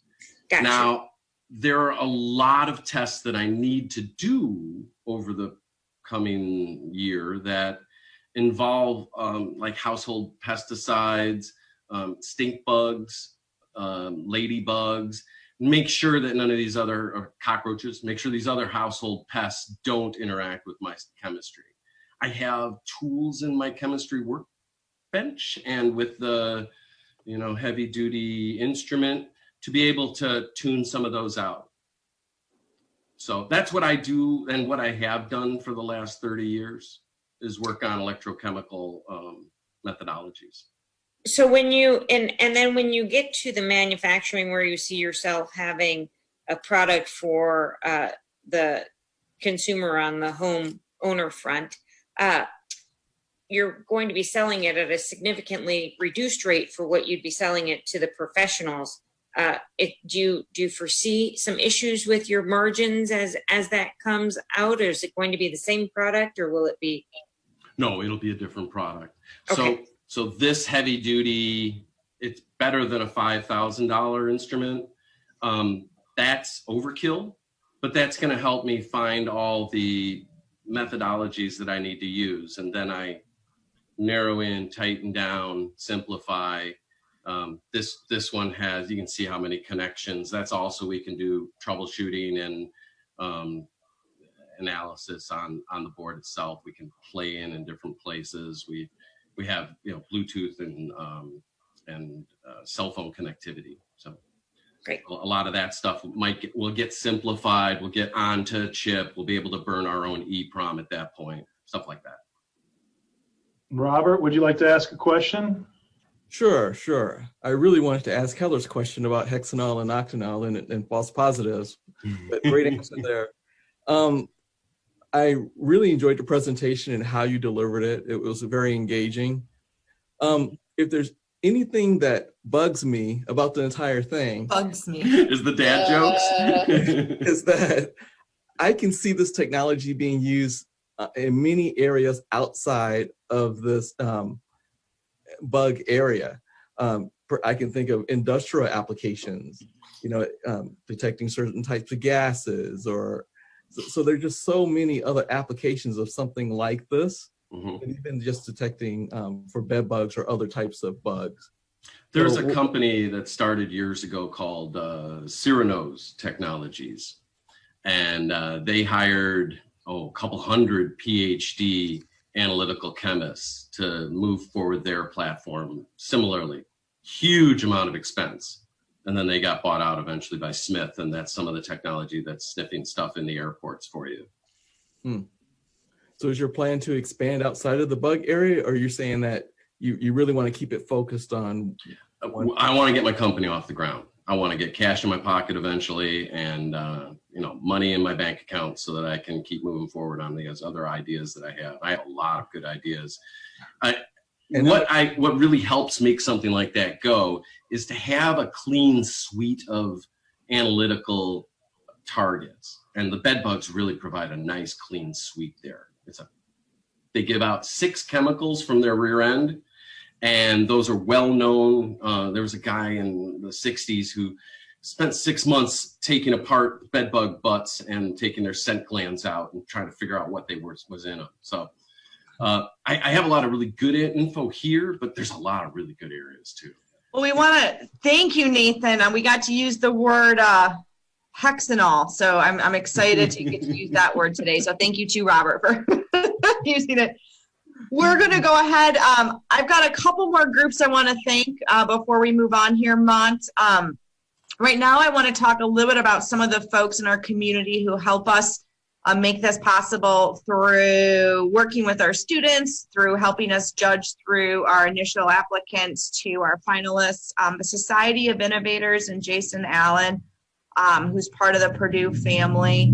We want to definitely thank them for their work, not just with students, but also the work that they do for promotion and marketing and the work in our community. We also want to thank, we mentioned her earlier, but Lori Felt is integral to a lot of the small businesses that come through here, the Indiana Small Business Development Corp that she's under the umbrella of. She does a phenomenal job working with folks, and so we certainly want to thank them. And we also want to include that group, CMEC and Mont. Mont has a suite of government-aided tools that he can use with our small businesses, whether it's patents or grant writing services. And he spends a significant amount of time working with our students on that as well. I'll go ahead and turn it back over to you, Mont, for our next group. Great. Thank you, AJ. So our next group is out of Spokane, Washington. Ahmed, would you please share your screen and I'll introduce you? Thank you. So Ahmed and his brother Aziz and Shafiq, they didn't send a bio, or I didn't get it. So I'm going to apologize to you if you sent it and I didn't get it. But I saw their practice pitch the other day when we were doing tech checks. And it was late in the afternoon when they did their pitch. And all of you who are sitting there without any snacks within arm's reach, you're going to be looking for them in a moment or two. So with that being said, Ahmed, go ahead and take it away at your earliest. We love Spokane, but having traveled over the country and being in hundreds of dessert shops, coffee shops, and restaurants, what unsettles us the most living here is that we don't offer anything close to what places outside Pacific Northwest offer. I mean, looking at milkshakes in Spokane alone, we can see how plain boring they are. So we introduced a more milkshake factory, Spokane's very own milkshake shop, a place to socialize, connect, and get a taste of Pacific Northwest's most mouth-watering milkshake.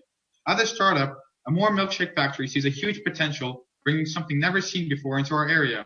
We believe we have a strong setup here in Spokane to engage in the strong economic growth and outreach our philosophy.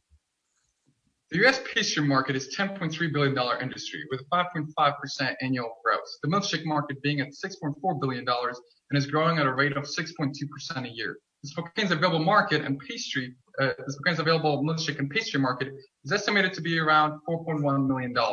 After our analysis, we calculated that the servable available market is $700,000, which puts the servable obtainable market is around $416,000. As the population of Spokane is growing, demand for pastry and beverages also gets on an incline.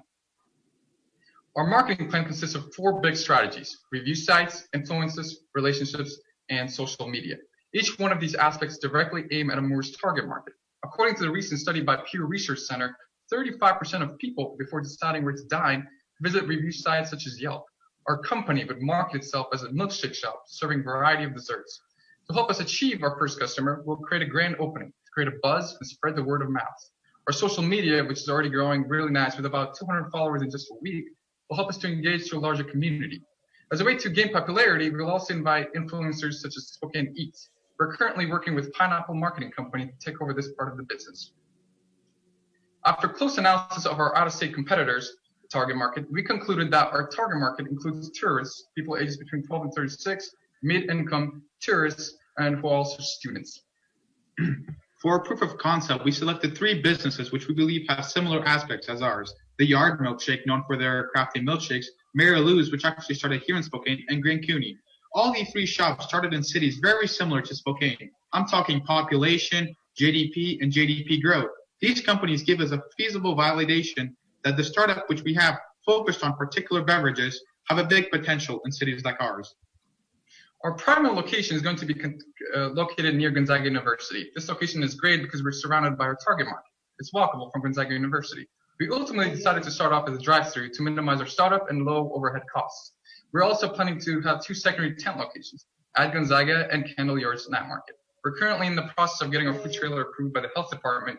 The trailer's exterior is not fully finished, but is expected to be done in a couple of weeks. The needed capital will take care of supplies, equipment, and the final cost will be ruled by the health department. The cost of producing our premium milkshake is $3.20. Our original milkshake will be sold for $5.20. We would also include a pastry in our menu to diversify of an average retail price of $2.70. We got to these numbers by looking at our other milkshake shops around the United States and developing a ratio of the milkshake cost and the median household income. So our first year revenue is calculated to be $125,000, with expenditures amounting for $70,000, leaving our net income at $55,315.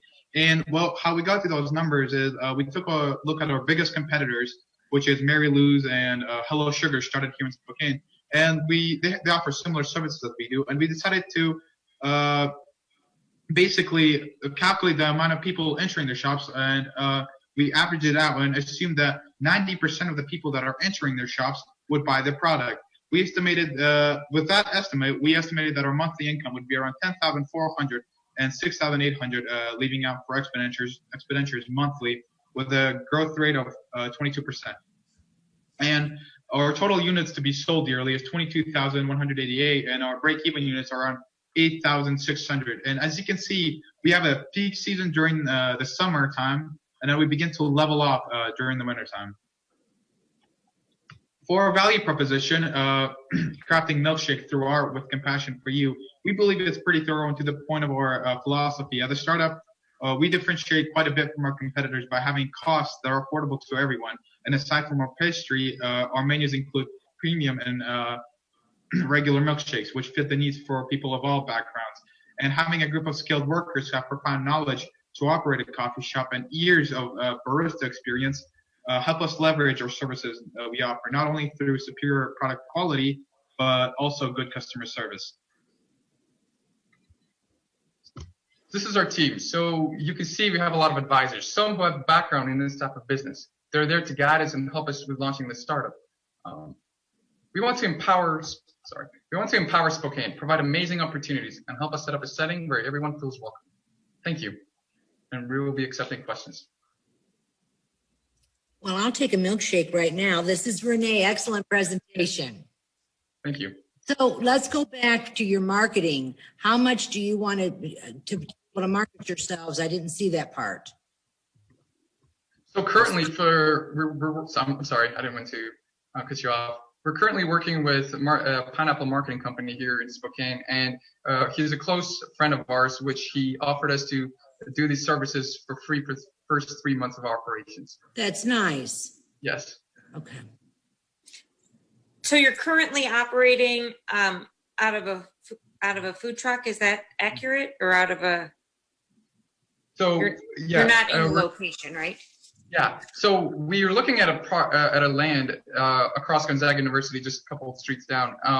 It's a land that we're initially wanted to open up a brick and mortar store, but it's just the costs and stuff like that here in Spokane are they're too high and stuff like that. And we, after getting advice from our advisors, they suggested that it would be better to open up a trailer first. So me and my brothers actually kind of got together and we started working on it.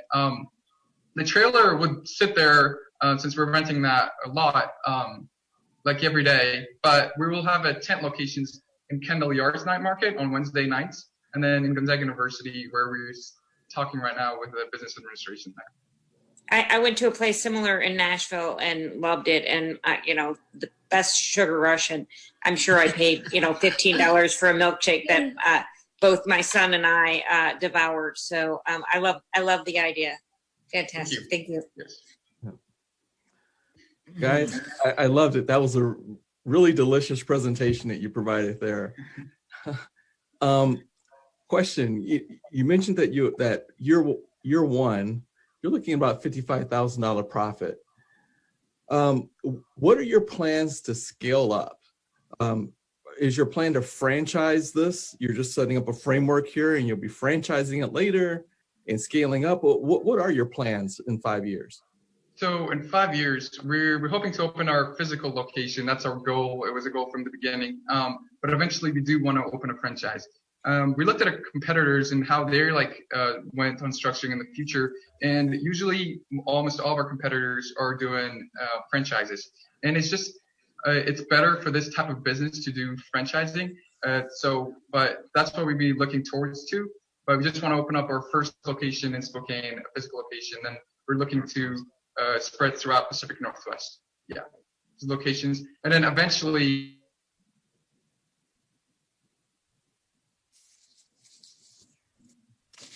I think Ahmad, you froze up. If you can hear us. Okay, I'm gonna have to move on. Well, we definitely want to thank our West Coast participants as well, and I think to Robert's point, and I think to Heather and Renee's as well. Make sure you do a franchise in Northwest Indiana for us. Yeah. Sorry, we got cut off. Yes. Yeah, we will be looking to franchise company. Yeah, we look forward to seeing you soon. Thank you so much, gentlemen, for joining us. Yeah. Thank you. We want to again take a minute here to thank WJOB for helping us live stream this in our COVID environment. This is working, knock on wood. We hope that other pitch competitions consider this as well, especially for those who have geographically distanced contestants. I want to take a moment to thank the folks who actually make this event happen, in that this is part of the syllabus of one of our entrepreneurship classes here on campus. This is a senior level class. It's Entrepreneurship 401, Social Entrepreneurship, and their experiential component for this semester is actually hosting this pitch competition. They're the ones who help screen the contestants who come in. Some of them also pitch and apply as well. Our students this year were Taylor Campbell, Daniel Cuck, Austin Taylor, Bradley Pete, Ryan Fife, and Kayla Adkins. We're certainly grateful. Had we been in person, they would have all been able to shake your hands as well, but we definitely want to take a moment to thank our students. They do the marketing, the advertising, the structure, the prize money, and then they're the ones who help contestants walk through the process, start to finish throughout the semester. I'll go ahead and turn it back over to you, Matt. Thank you, AJ. And I would like to also thank the students who did a lot of great work this semester and in challenging circumstances as well. So next up is Alyssa Epperson. Alyssa, can you do me a quick count out so I can know that your sound is okay? Yeah, 1, 2, 3. Okay, and I got to get your, is Brian and Jonathan on as well, or is it just you today? Jonathan was unable to make it. It's just Brian and I. Okay, let me get Brian up. 1, 2, 3. Okay, thank you, Brian. Thank you very much. Let me do an introduction, and then you guys go ahead and start when you're ready. All right. Arctic Lock was the idea of 3 junior-level engineering students at the University of Indianapolis. Initially designed to cool firefighters in active duty, it evolved into cooling wear for athletes and outdoor workers. Arctic Lock was specifically engineered to offer rapid and prolonged cooling. Alyssa, take it away. Great, thank you. All right, everyone, welcome and thank you for tuning in to our pitch. We are Arctic Lock. My name is Alyssa Epperson. I'm going to let my other team member introduce himself. I'm Brian Gallagher. I'm the assistant project manager. And we also want to recognize team member Jonathan Key, who unfortunately couldn't make it today, and Amanda Cranert, who helped us with the marketing and design for Arctic Lock. So did you know that an average of 6,000 people are hospitalized per year due to heat-related illnesses such as overheating and heat stroke? And in fact, heat-related injuries and illnesses top any other natural weather injury or illness. So you might think that overheating is just a problem for athletes, but it's not. It's a problem for everyone, and here at Arctic Lock, we have the solution. So at Arctic Lock, we have created a specially engineered cooling vest for the everyday person. We have created a product for you. And now with COVID-19, people have time to actually go out and mow their lawns. Wouldn't you rather be comfortable and cool than hot and sweaty? Arctic Lock can do that for you. So here we have a solution for everyone. Our products are lightweight, they offer rapid and prolonged cooling, they're fashionable, and they're affordable. Now, during our research, we conducted tests to determine the type and thickness of material needed to be used. For our vest and arm sleeves, we decided on a spandex material with ice packs placed at the effective cooling points of the body, which are the neck, torso, arms, and wrists. So back in September, we did some discovery of our potential clientele. We completed 70 interviews, ranging from firefighters and military to outdoor workers and athletes. Now, the biggest pain of the firefighters and military wasn't necessarily the overheating, it was the dehydration that accompanied it. But for outdoor workers and athletes, their biggest pain was the overheating. So some of the requirements that they gave us were that they wanted our product to be inexpensive, lightweight, and cool for a longer amount of time than the competition. And I'm going to pass you over to Brian to talk about our market. Thank you, Alyssa. So who's going to use our product at Arctic Lock? We have athletes, landscapers, even construction workers. But do you ever get hot? Well, you can use Arctic Lock too. We're initially targeting a Midwest population of around 7 million people. So how does Arctic Lock beat out the competition? We have 2 main competitors, and as you can see from the graph below, we are more lightweight, we offer longer prolonged cooling, we're fashionable, and we're affordable. While other competitors can only cool for around 30 minutes, Arctic Lock can cool for more than double that time. After testing, we can see that Arctic Lock can cool for upwards of 75 minutes, whereas our competitors are only around 30 minutes. So now I'm going to move into our intellectual property strategy. So we want to make sure that all the work that we've been doing over the past several months isn't taken away from us. So we'll be filing for patents for our unique design and as well as our optimized cooling gel placement locations on the body. And then we'll be trademarking the name and logo Arctic Lock. So how are we going to get our product to you? Initially, we're going to start selling on our own website and Amazon. And then after we build credit online, we will be moving to in-store locations such as Walmart, Dick's Sporting Goods, and even Bass Pro Shops. The reason that we're targeting these locations is because this is where our outdoor and our athletic market is mostly shopping at this time. So now moving on to our financial projections. In year one, we plan to sell 50,000 of our vests at a price point of $150. And then in year two, we plan to finish up our research on our arm sleeves and sell those at a price point of $75 per pair. And then in the following years, you can see that our revenue and gross profit is exponentially increasing.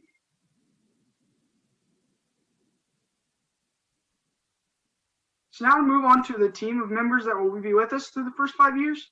So we will have us 3 founders through the first 5 years. We will start with 2 marketing and sales. And then after the second year, when we have our second product rollout, we will increase this number to account for that. We will have a certified public accountant through the first 5 years. We will also increase our production employees each year to keep up with the rate of increase of our sales.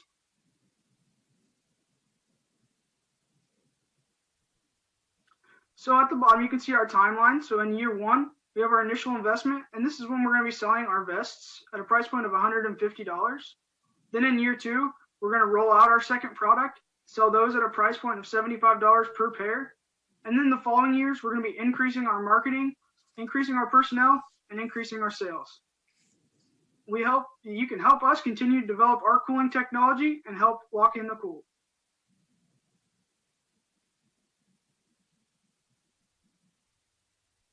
This time, we'd like to open the floor to any questions. Thank you. Renee? Yeah, Brian, when I order, will I get a better deal when I order quantity of them? So that's not something that we have actually discussed yet. We are leaning towards that, yes.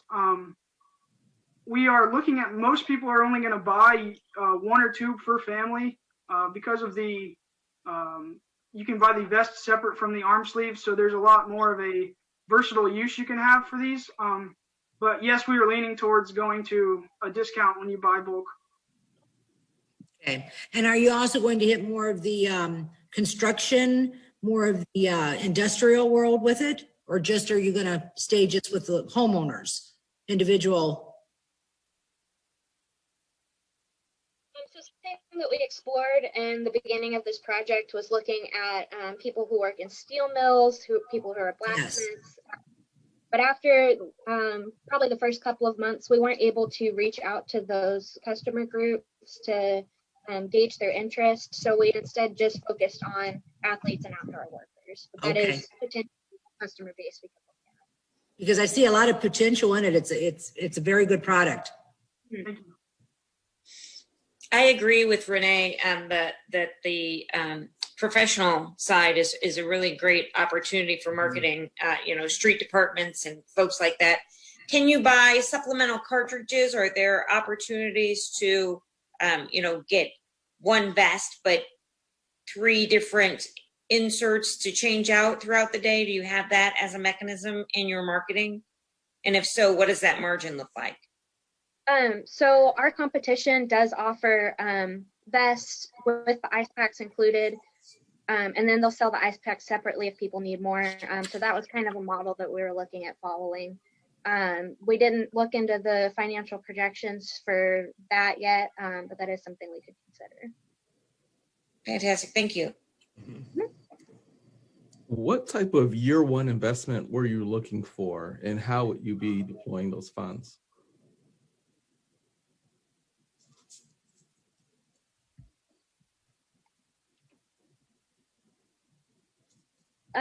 So we looked at our first year financial projections at $7.5 million for the Midwest.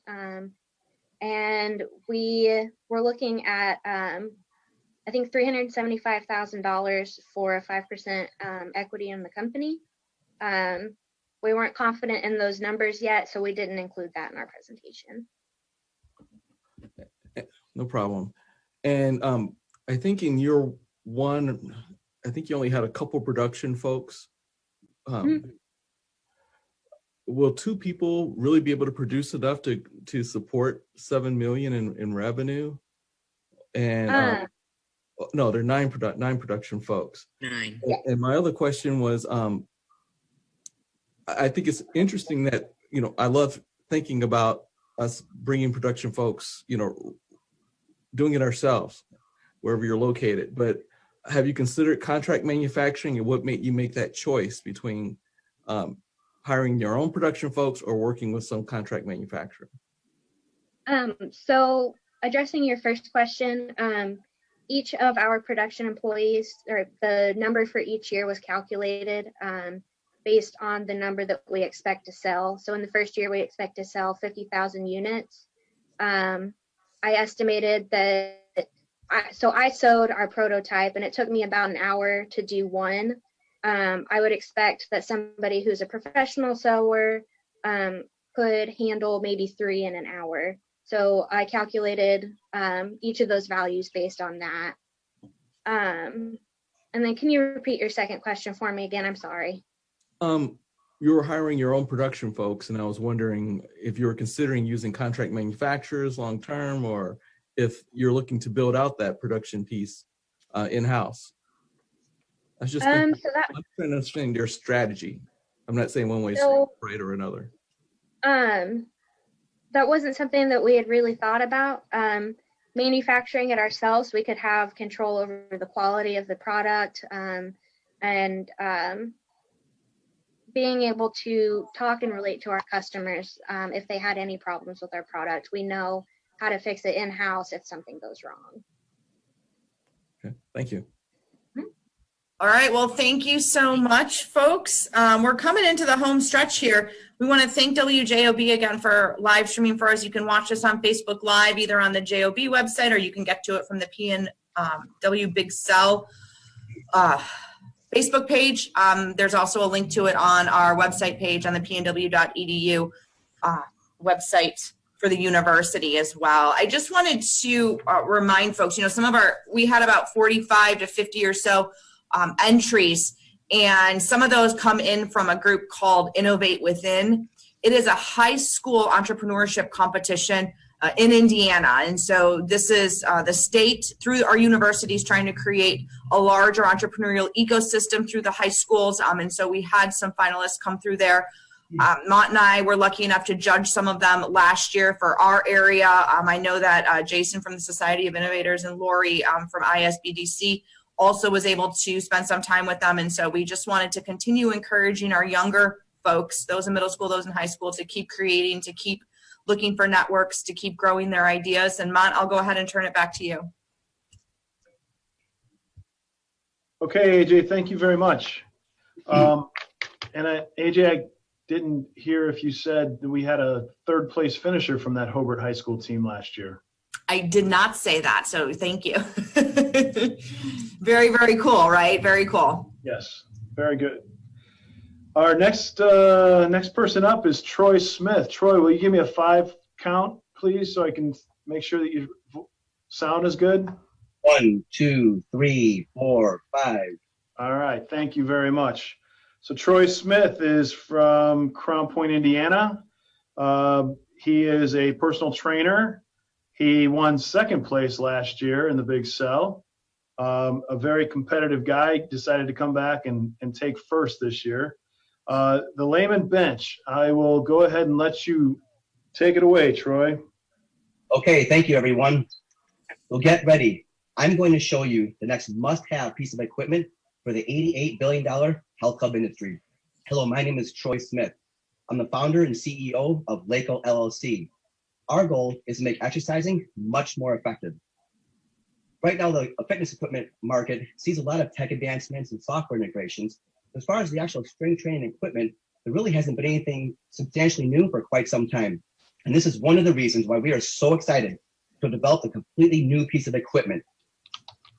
See, the reality is, despite the presence of many awesome machines in gyms, people still play free weights. They use dumbbells and barbells. And although we have the omnipresent in almost every gym preacher bench to help with biceps curling, there has been a massive void regarding any such tool or device to increase the efficacy of the triceps free weight exercises. But this has changed with the layman bench. Layman benches provide an adjustable platform suspended above an individual while lying on their back to properly position and maintain the upper arms beyond vertical while performing these exercises. This layman benches also double as adjustable preacher cooling platforms, all within the same footprint area. This ensures that the user maintains constant tension throughout subsequent connected repetitions. And studies confirm that this creates more potent stimuli for adaptations, specifically for strength and increased muscle size. And strength and increased muscle size are the top 2 reasons why people lift weights and perform these popular exercises. This is why people love the layman bench. Let's look at the market. The customer market segments are broken down into 4 categories: commercial gyms, schools, professional sports team facilities, and residential home users. As of 2017, the number of commercial gyms worldwide surpassed 200,000. Looking at schools, typically, the number of high schools, colleges, universities, this number combined is even greater than the number of gyms in every country. That's a lot of facilities, over 400,000 facilities.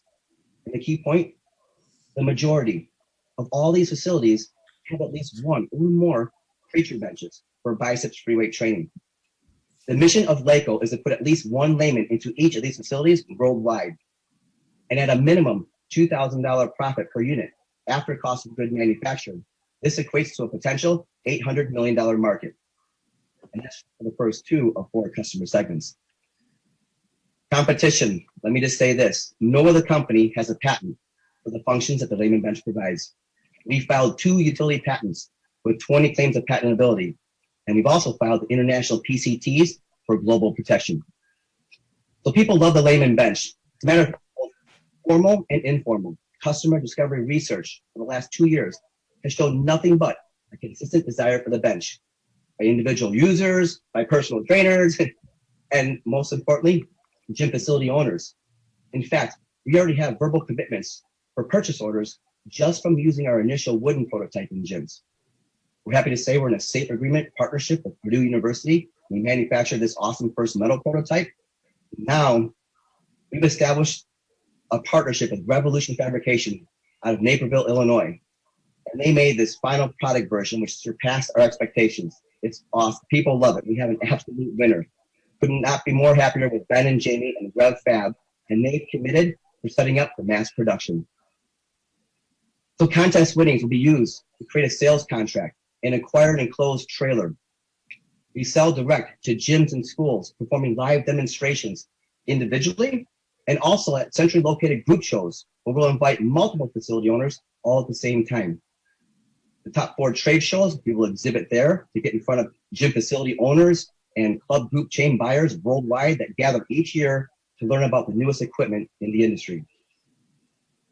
We've got a growing list of industry influencers that I'm going to tackle, go out and do interviews to get endorsements to further create more exposure and more credibility for the layman bench.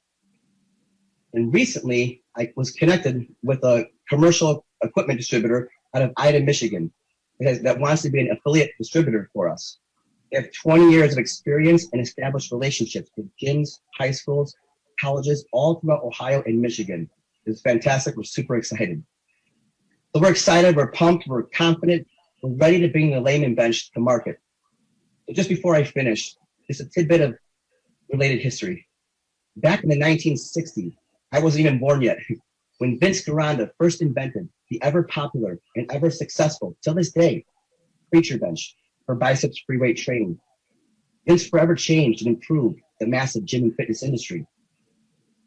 Now, the time has come to bring forth the layman bench for triceps free weight training. And don't forget, biceps too, because layman benches also double as adjustable preacher benches, bringing forth that ever so valuable results manifesting constant tension training for both biceps and triceps. Wow.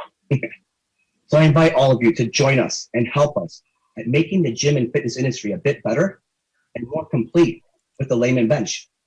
Thank you so much. I'm Trainer Troy Smith with LACO LLC, the makers of the layman bench. Well, thank you very much, Troy. Renee, would you like to ask your question? Yes, Troy, congratulations. It looks like you're really moving along with your layman bench. Okay, so once you get the trailer, then you're just going to go. Are you going to sports venues? You're going to market the layman bench all over? How are you going to market that again? We're going to go directly to gyms and schools in the Midwest. So we have the in Michigan. We're going to tackle like Chicagoland area, and then also to the trade shows. But with COVID going on right now, actually was suggested by that we might do Zoom, kind of like this. So, yes. How much does a layman bench cost? That's still up in the air, but the estimated retail price would be $4,500. And that goes with we did customer discovery research down at Purdue with Dr. Matthew Lunal, and assessing the whole industry, pretty much how much equipment costs, like a commercial grade preacher bench or a comparable piece of equipment with even less moving parts, priced right where it needs to be. Now, is it made all of steel? Yes, it's steel tubing. There's some cables that for a new lever to adjust it. They go through the swing arms. There'll be like neoprene padding, like typical standard for gym equipment with vinyl coverings over the what we call the user's platform armrest that goes above you, and where a person lays down, that's all vinyl. But for the most part, it's steel, and we're making it so that way we can not only deliver it, complete like on a flatbed truck, but it's also will be able to be shipped. So if we do it, transatlantic or across the country, we're looking at about 24-inch by 24-inch by 60-inch box where we could ship it as well.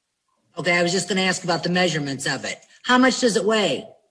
That we don't know because this one it's probably about 350 pounds. Okay. And with the Purdue prototype, that first white one we had, it was called a FEA, a finite elemental analysis, where we determined how much pressure and how many loads that it can take. The industry does not require you to do that, and I've done some research on it, but we want to actually do that. And so with RevFab, they have the capacity, and we're just working on getting it done. But we'll probably determine, with how much it weighs and also the loads, static and dynamic loads of what it can what it can produce. Okay, thank you. Welcome. Thank you.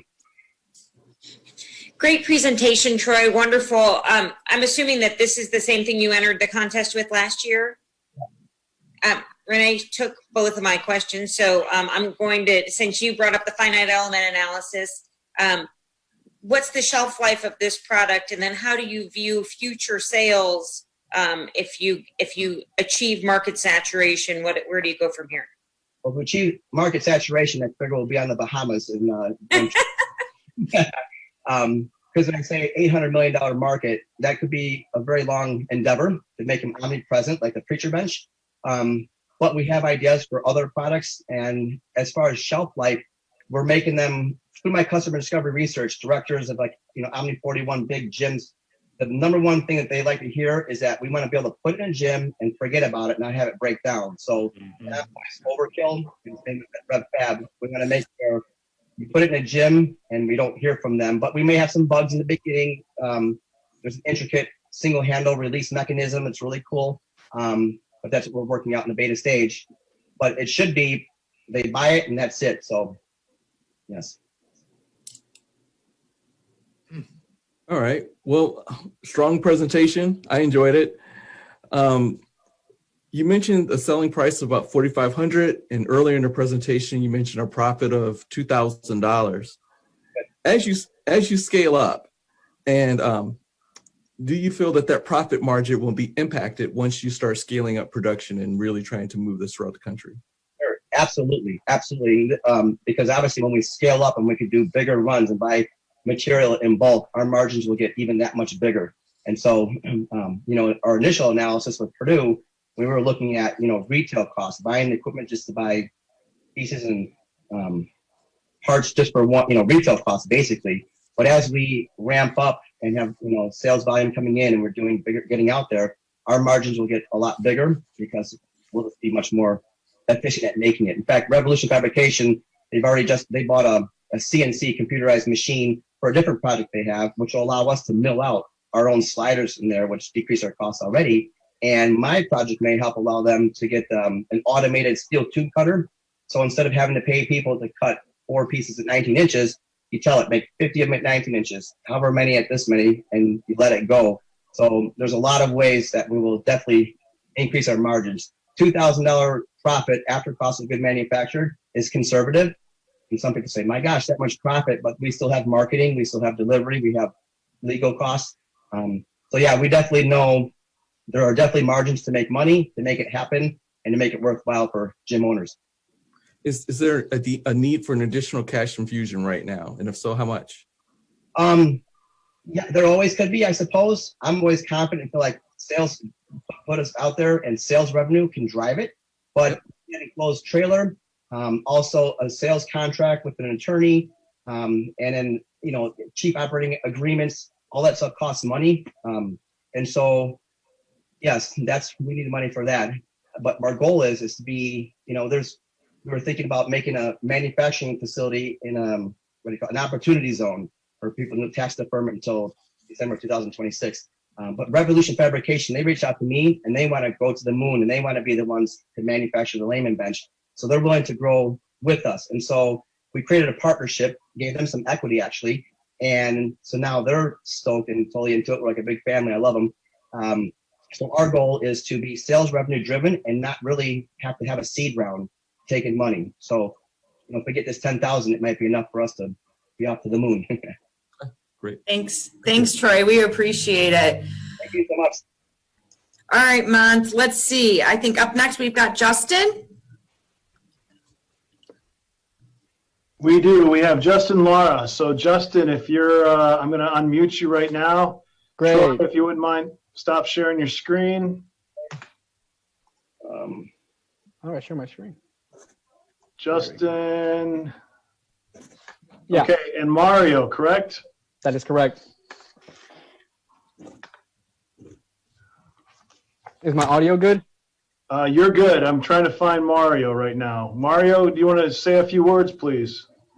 Countdown 1, 2, 3. Thank you, sir. Appreciate it. All right, and Justin, do you have a screen to share? Give me 1 second. Let me know if you guys can see it. I'm going to go ahead and do your introduction. I can see your screen. So 1 second, and then I'll let you go, okay? Sounds good. All right. Need the timer. Okay.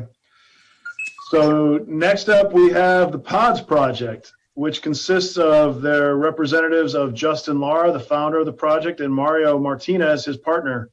The PODS project is a global movement driven to reduce deforestation, making homes accessible. We're using shipping containers to create communities. We're using energy with solar homes, and with their partnerships provide fresh grown produce to communities who have not had such access to healthy organics before. Go ahead, take it away, Justin. All right. Hello, everybody. My name is Justin Lara, and my partner's name is Mario Martinez, and we represent the PODS project.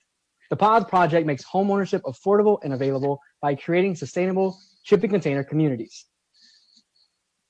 As a fellow student and now a recent graduate, over my few years of renting and deciding to build or buy a home, I was always faced with 4 problems: the cost, the location, the time, and if my choosings where I'm going to be is going to affect the environment around me. As I go online and find out how much a home would cost and how long it would take or own or build one, I found out this process is very stressful and inefficient. Therefore, I did a little bit more research about this, and I found out that buying or constructing a home can be costly, not only to your wallet, but to the environment. Since new home developments are overusing natural resources, for example, $52 million a year in mature trees to build traditional homes. The cost of building a traditional home are even larger than many realize. The estimated time it takes to build is a whopping 6 to 9 months. According to a Yale scientific study, building homes based on cutting down trees is linked to a rise in the spread of diseases affecting us humans, since 2/3 of unknown pathogens originate in the wildlife. You may be living in an area that is at high risk of a natural disaster, augmenting the chances that all the work and resources put into your home can literally go right out the window. Now that you know about the solution, are you ready to hear our solution? The PODS project has a global initiative driven to significantly reduce the amount of natural resources being used to build traditional homes and make home ownership more accessible and affordable. So What we're offering is our sustainable shipping container pod homes to be either bought or rented at an affordable price. The fact that building these types of homes takes less time makes it more efficient for the consumer. We are focused on reusing and going green all the way.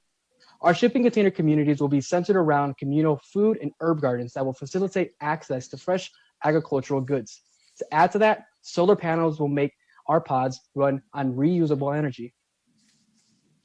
Diving more deep into the magic behind the pods project, we can tell you what we're doing that other competitors are not. What makes us stand out amongst the rest is our global initiative to better our planet. The methods we choose by not creating new carbon footprints to the partnerships we are building across the globe, and to build and provide as many homes to people in need and fresh grown produce to those communities. So you're probably wondering by now how we're generating revenue.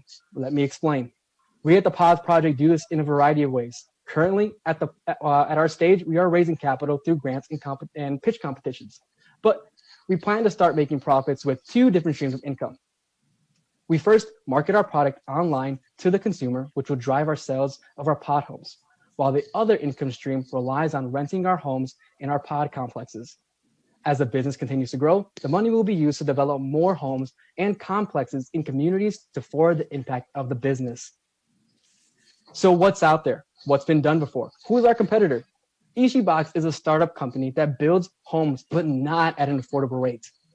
SG Blocks makes owning a retail store more iconic, but the more focus you have on this, the less of a focus you have on community-oriented. And they're also on the commercial side.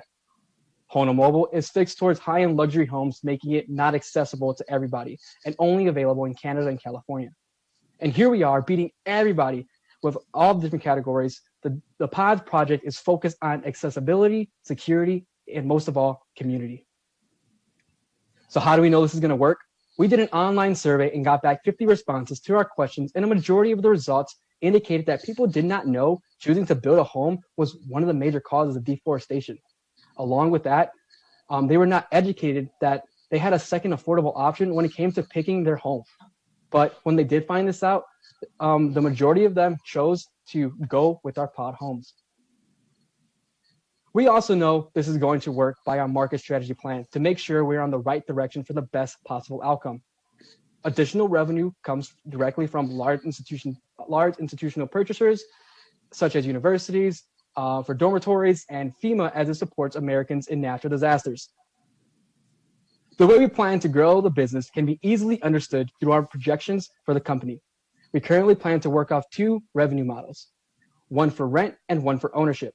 In our rent model in 2021, you can see that we build and rent 10 units at a renting price of $500 per unit, which makes at the end of the year, the income generated $60,000. Similar to the ownership model, we build 10 units at a $25,000 a container, but sell them at $45,000 each, bringing up to $450,000 in total sales that year. Our goal is to build and double the amount of containers in each of homes created and complexes rented, as you can see as the years go on. Currently, the team consists of Mario and myself. However, we are in contact with different engineers and architect consultants to add them to the team. So what happens next? We've identified several other pitch competitions we look forward to pitching at. We also are applying to an SBIR grant as it relates to natural disaster relief. The focus behind this grant is to deliver our pods to areas that have been ravaged by natural disasters and residents in need of a contingency plan, such as shelters. We know this is going to work because our mission and dedication to help people in need with reducing and reusing material to enhance communities. So, are you ready to change the way communities are built and pave the way in a new direction that better suits our environment? We are the Pods Project, and this concludes our presentation. We are now ready for a Q&A. Thank you. Thank you. Hi, very interesting. Okay, so the pods, what are they made of? Reusable shipping containers. Okay, all reusable. All reusable. Okay, and one pod is how much again? Was it 8,000?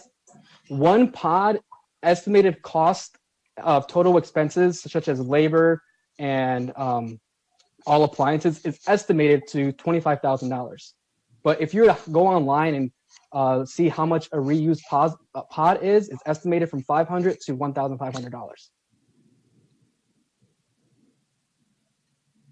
And so, see, I'm not really, I know they're out there. I mean, is there a great need for the pods? I mean, how many pods do people order? I'm sorry, can you please repeat that? Yeah, how many pods do people, you know, when they're ordering pods, what is the statistics on pods? How many? The volume of pods. So currently with that statistic, we don't have that current information on that data just yet. But once we start getting more of an analysis of our market growth out there with the people interested, we can further facilitate that answer and get right back to you on that. Okay, thank you. Answer that for 1 second. The pods can be adjusted, so there's different models that you can use for that. They come in 2 different sizes, and I'm speaking of the containers themselves. There's a 20-foot and a 40-foot. You can make them as large as you'd like. Okay, thank you very much. So my question was, pardon me, was going to be on the accessibility of the pods themselves and what that marketplace looks like. And Renee kind of touched on that. But what's the carbon footprint of making a reusable container versus making a house? So I know that there's a process that goes into making these containers. And I know that you're looking at utilizing reused ones, but let's assume that there is a finite quantity of those. When comparing the carbon footprint of production, what do you see? So with reducing the amount of natural resources being used, we are already using reusable shipping containers. That's the goal. That's the initiative, just an initiative drive to reuse the shipping containers, because every year trees are being cut down and more trees are being cut down. So then we're not creating any new carbon footprint as the model of traditional homes are currently being built. So as to answer and further facilitate your question with the whole data behind on how much carbon footprint are we going to be producing, once we start developing and actually getting a full analysis on that, that question can be further facilitated. Thank you, Justin. I think it's an interesting concept. I think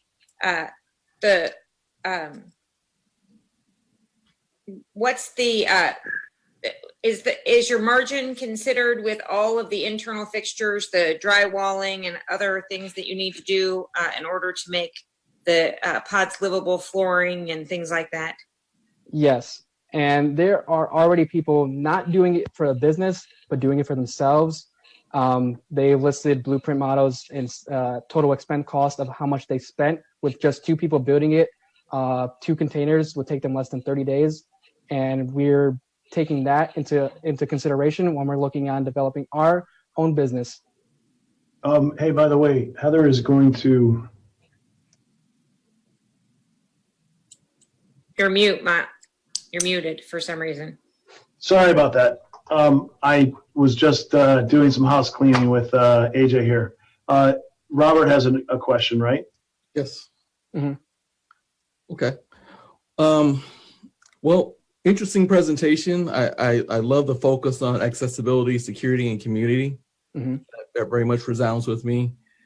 I do believe that you've pointed out a demographic of folks that could really use this type of product. Mm-hmm. But why aren't your competitors focusing on that market? What's the reason, or what's the barrier preventing them to moving down that path? And what makes you feel that you'll be successful? If there is a business case for them not going there, what will you do to ensure that you're successful in that particular niche? So with other businesses doing what we're doing as well, as businesses grow in our U.S. economy, you can easily see that most of these businesses are focused and they're just in it for the money.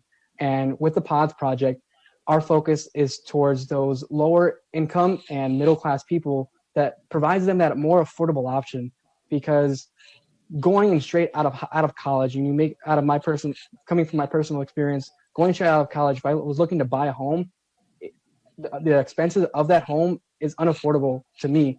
But if I were to do it this way and do the things that with the Pods project by making them affordable and making the business model surrounded towards the people and the environment to making it a better place, I believe our business and the way we plan to do things for the future can change the way not change the way the environment communities are, but pave a way towards a new future with people and how communities interact with one another. Instead of just doing it for the money and doing it for getting rich, we're doing it for the people, and that's the end all storyline of what we're doing it for. Let me add to that for a minute. The current customers for the container homes, they're interested more as having that home as a second home or a luxury home, and it would also depend on they don't want to combat the issues of zoning issues and building codes. However, that's an easy workaround because for the companies that are doing that in the higher end models, they're located in less densely populated areas. So, which would be a lot different than our demographic. And have you considered the cost? If you're going to move toward the demographic you're mentioning, that implies that you're going to also need to factor in demolition costs in order for a lot of existing homes or homes in the state of Blythe that we can that you can replace with these type of homes, these container homes. I don't believe we haven't considered moving into that area because it's not our focus. Our focus would be for distressed communities. All right, and there'll be space in those distressed communities for these homes. Because usually they're already full of existing structures that may not be, people may not be able to live in effectively, or may be in the state of Blythe. We've considered that, and when we look at the communities now, and forgive me because my voice is going. When we look at these communities now, they're already demolishing buildings that aren't being used. So there is a significant amount of space that's ready for development and housing.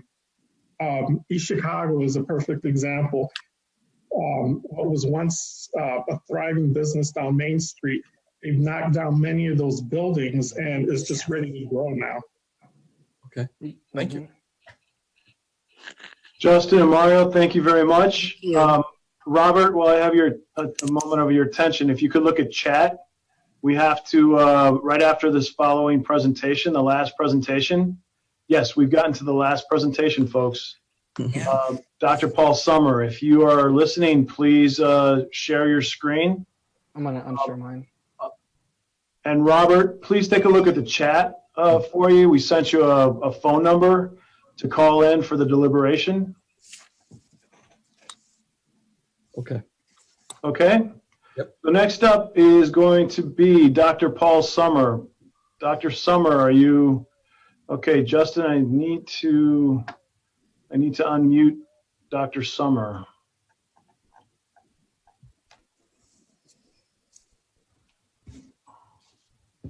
Okay, Dr. Summer, can you go ahead and give us a 5 count, please? Sock Tower is as easy as 1, 2, 3. How's that? Okay. All right, let me give your introduction, and then whenever you're ready, you go ahead and get started. You are our last presenter today, and I might just say I think that we did a pretty decent job getting through. We're 15 minutes ahead of time, so awesome for everyone. Thank you. So Dr. Paul Summer was one of the very first certified wound care specialists in Northwest Indiana and started the podiatry care service at a hospital wound clinic in 2004, in addition to his private practice of over 25 years. After his love for his family and then his devotion to his patients, he has enjoyed raising tens of thousands of dollars by creating endurance sport fundraisers and has been named a United Way Community Hero. In January of this year, he conceived of and designed a revolutionary new medical device that helps solve an age-old problem of swelling in the legs. Dr. Summer? Thank you very much. Thank you much. Hi, I'm Dr. Summer, and I have invented a one-of-a-kind, patent-pending medical device that will help to solve a worldwide multi-billion-dollar healthcare problem. Every day in the office, I walk into an exam room and look down to see a patient's legs that are swollen, painful, and sometimes infected and ulcerated. When I ask them why they don't have compression hose on their legs every day to control that swelling, they always give me the same answer. Those compression hoses are just too hard for me to get on my legs. Well, medical studies have long shown that leg compression, like these stockings, are the very best treatment for leg swelling and ulcerations. But people just don't wear them because they are so hard to get on. And without adequate compression stockings, chronic fluid pressure in the leg causes the skin to become fragile and break down, causing an ulceration, a hole in the leg that is very hard to heal. This leads to hospitalizations, wound care, surgeries, and billions of healthcare dollars. Plenty of long-term large studies show that this lack of ability to wear daily compression is widespread and very expensive. Despite being the best treatment, roughly 80% of patients prescribed these stockings don't use them daily. Why is that? Patients always say they are too hard to get on. And there are simply no devices out there that can adequately help most patients and others who lack the strength, flexibility, and coordination needed to get these on their legs, or their feet and legs are just too swollen. This one here may be the better of the others out there on the market because it has a handle, but is basically like all the others, just a big plastic blade to wedge the sock on. These inadequate devices means the market is wide open for a completely revolutionary change. So I invented the sock tower, which is the first ever device to have movable parts that actually use leverage and a flexible mechanism to put these compression stockings on very easily. It has two handles on the sides with two grip positions, and it has a central donut-like opening with connections to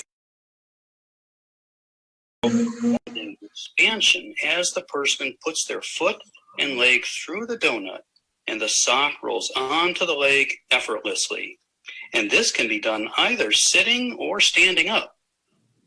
So the sock tower is a really stable, easy to use device that is very strong so that patients don't have to be. So I have a video of myself showing the very first crude model of the sock tower that I literally made from parts from Ace Hardware. That video showed that even that crude first model actually worked. But a colleague of mine saw that video and said, okay, that's fine, but you're an Ironman triathlete. I'd like to see a little old lady with weak hands and large swollen calves use it. Well, I'm not going to have a patient like that here into the office during the coronavirus, but I'm going to go one better. I'm going to actually simulate it. So here's the very first model that I made, and here is a calf that is larger than what we typically see. And to make it even more difficult than a little old lady's weak hands, I'm going to use only 2 or 3 fingers. So again, this is a very crude model here, made from Ace Hardware. But I have the sock in, there's the toe, so I just take it, and I can do this sitting down, which of course would be easier for a little old lady. And I just put my foot in there and just pull 2 handles on the handles, and there we go, just like that, okay? Again, a crude model, but it works just fine. So if it works for a crude, pieced-together model like this, you can imagine just how well the final manufactured version of the sock tower will work, especially with the most vulnerable patients. It's really strong. It's really the workhorse of all the other competition. And if you're not convinced, all you have to do is go online and look at all the other devices out there that are just variations on the same old thing of basically a big plastic shoehorn that you try and wedge in to get your stocking on your leg.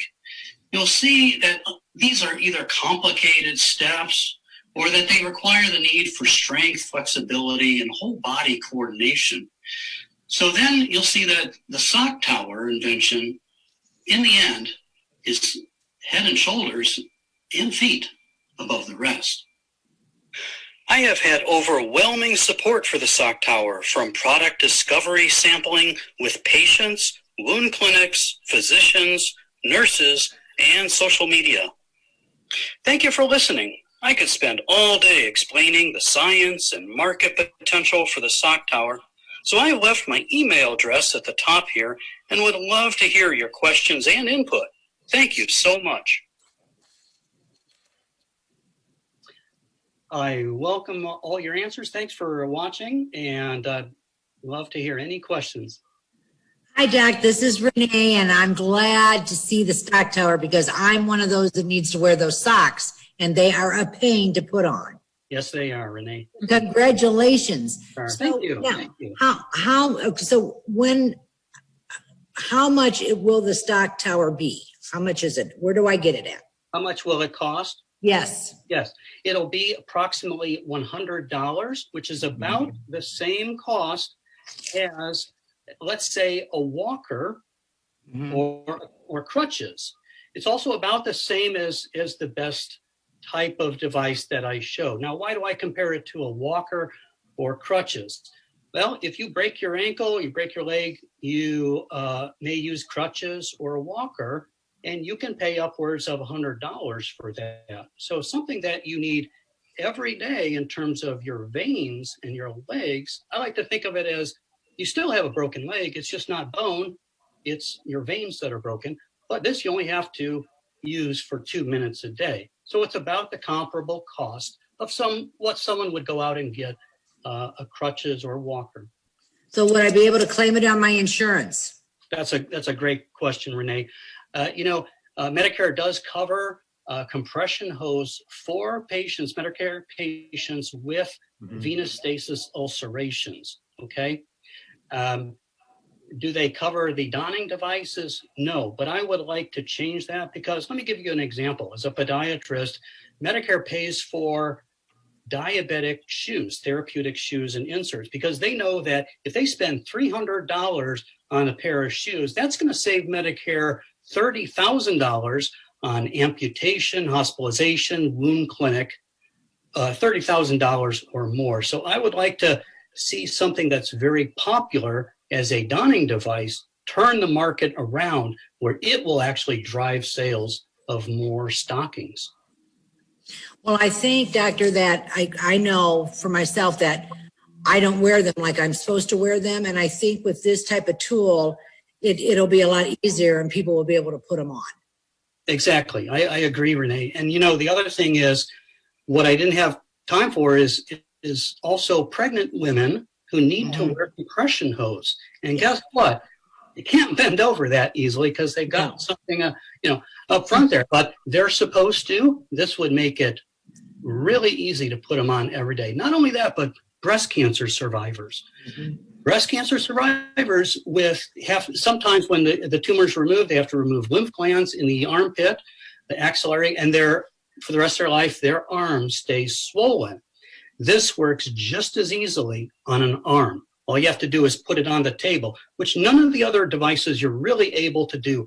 Put it stably on a table and then just stick your arm right through that, and it goes right on. Good question. Thank you, Doctor. Good luck to you. Thank you, Renee. Thank you, Doctor. Really interesting presentation. I appreciated the visual and the show and tell. So how much do you need for production? Well, right now I need $10,000 because. And what will that do for you? What will that do for me? Great, glad you asked, because it will help me to begin pursuing the utility patent. Remember, I only started this design idea in January of this year. I already have a provisional patent on this and just filed on a variable design literally 2 days ago, which even further improves it. So I do need $10,000 to cover costs for a utility patent. And you might ask, well, why do I need that? Well, if you have a small business, and especially if you're a doctor, I'm working twice as hard and just not getting paid for it right now. But so, yeah, I would like for that. I also want 20 prototypes because I've already made agreements with some area hospitals, nursing homes, wound clinics. I've talked to them. They are ready to use prototypes. So I need to get into the prototype phase and begin getting these devices out there and testing them and doing pilot studies with that. There's a wound clinic that's very interested in starting to use this, and also a nursing home, not to mention patients at home and pregnant women. Wonderful. Thank you, Doctor. Thanks, Evan. Great job, Doctor. And Thanks, Rob. Enjoy seeing prototypes all the time. You just mentioned pilot studies. Yes, sir. So that makes me wonder, what is your timeline here? Are you planning to have an initial study to kind of understand its effectiveness and refine it? What's your go-to-market plan? Yeah, that's a great question, Rob. Thanks. My go-to-market plan is to begin a manufacturing agreement. There's PNW and Mont Hanley, of course, with a safe agreement. I have literally sat down with a large manufacturer, the CEO. He happened to just see the idea, see a video on it, and he liked it so much he wanted to get together. He drew up some drawings for me, and he has some very specific contacts. I can't mention his name right now, but you would recognize the name. And so I want to get some prototypes. I do have, as of a few days ago, a new prototype. So here's my old Ace Hardware special, and it works, like I said. Here is a just recent, so it's smaller, it's a little bit more compact, but there's the donut that your foot goes into, two handle grips there, because you have to start off with it out there because these folks cannot bend over. They don't have the coordination. They don't have the fine motor strength in their hands in order to get this going, to get it on. But they can use the handle and then they can reach further, and it really goes on effortlessly. It's fantastic. But thanks for does that answer your question, Rob, completely? Oh, I am. For the most part. And any initial revenue figures or what you're expecting to do in year 1, 2, and 3? Yes. Obviously, I have to take this stepwise.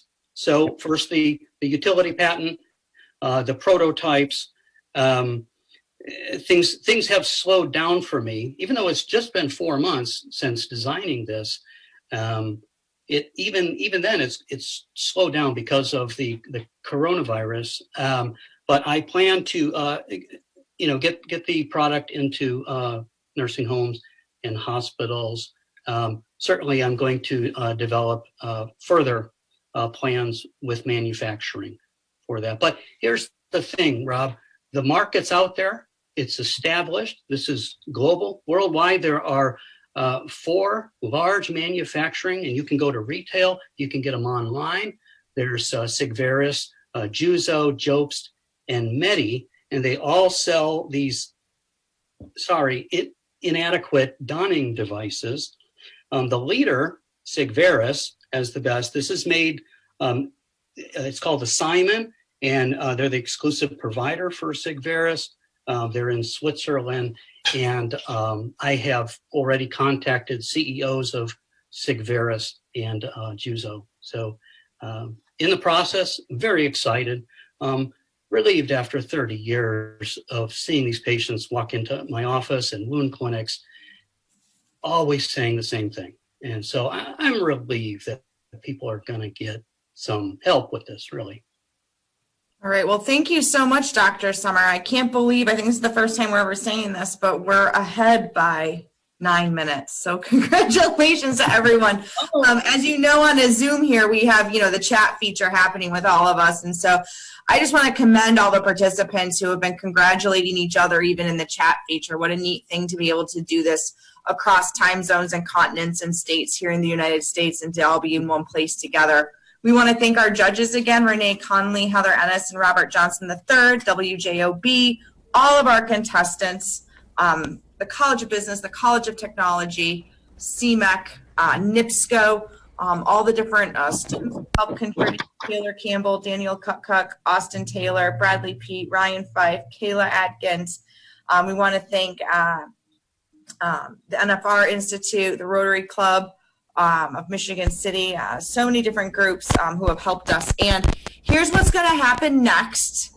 We're going to leave this Zoom room open for all of our contestants, and the judges are actually going to move themselves out into a different conference call system to have their conversation. Typically, when we've done this in the past, we've pulled the judges into a room together. Well, we're going to pull them into a virtual room together so they can deliberate with each other. They use a rubric to judge each other, the same rubric they use with each other. And they're going to add up their scores, talk, use their comments. And then what we're going to do is come back once we have what their decision is. We're going to come back onto the live stream through this Zoom chat. We'll come back onto this live stream and announce our first, second, and third place winners. But I just want to make sure that that's okay with Jim Delo. That's what we're thinking.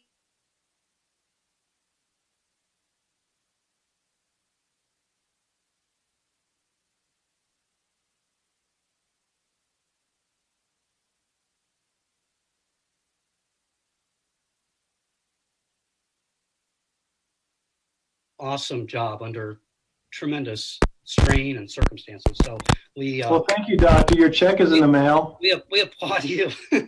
Well, it's in the mail, or it's in a few minutes. So like while we are the judges are deliberating, I'll keep all of the channels open so you can talk amongst yourself. However, I will be muting the judges so no one can hear the deliberations. Okay. All right, we'll be back in a bit. All right, guys. Yes, working well. I'm good now. We're muted. Hey, congratulations to all. Nice job. Nice presentations. Very good, everybody. Excellent. Great job. Yeah, great job. Thank you. Good job, everyone. All right, everybody. That has been an amazing day. Hold on a sec. Is anybody else hungry? Oh, yeah. All right, guys, I am going to mute you guys for just a little bit here, and we're going to go to a,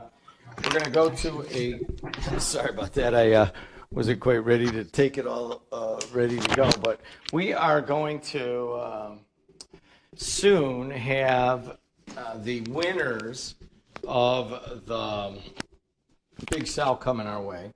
And so essentially, I'm going to sit here and kind of talk a little bit while they deliberate.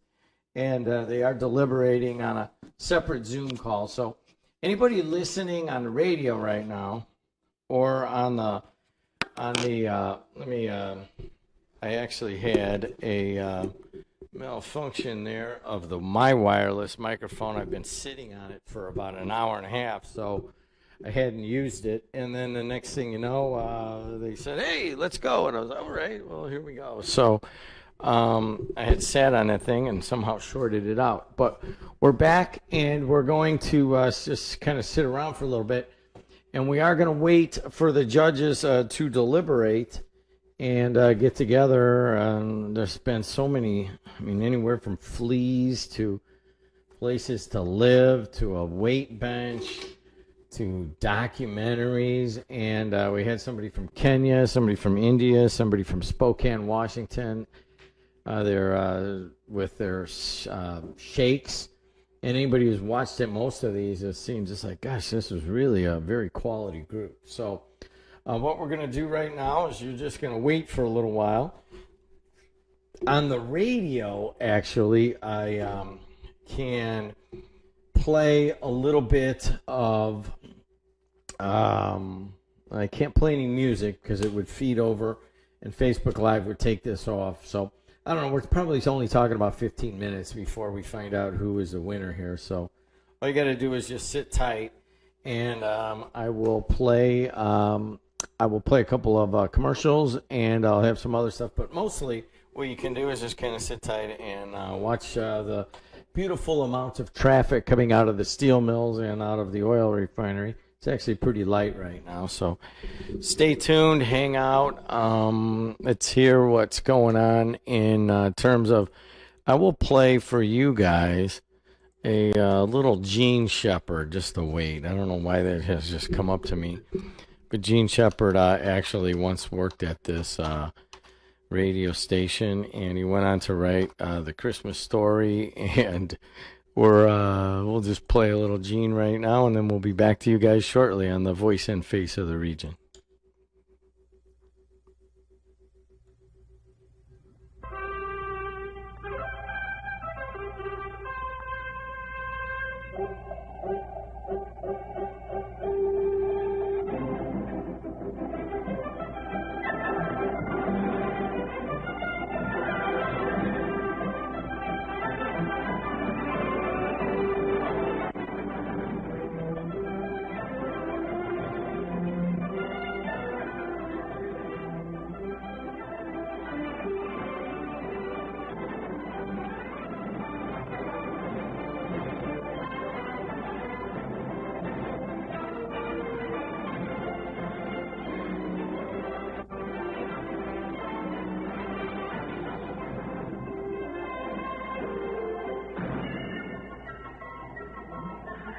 Peekaboo, I'm here, see.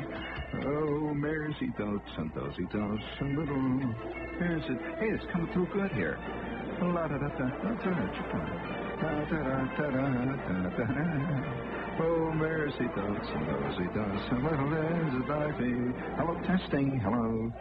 Hello, hello, hello. Oh, we're on the air. We're on the radio. Bring it up, Baker. All the way up.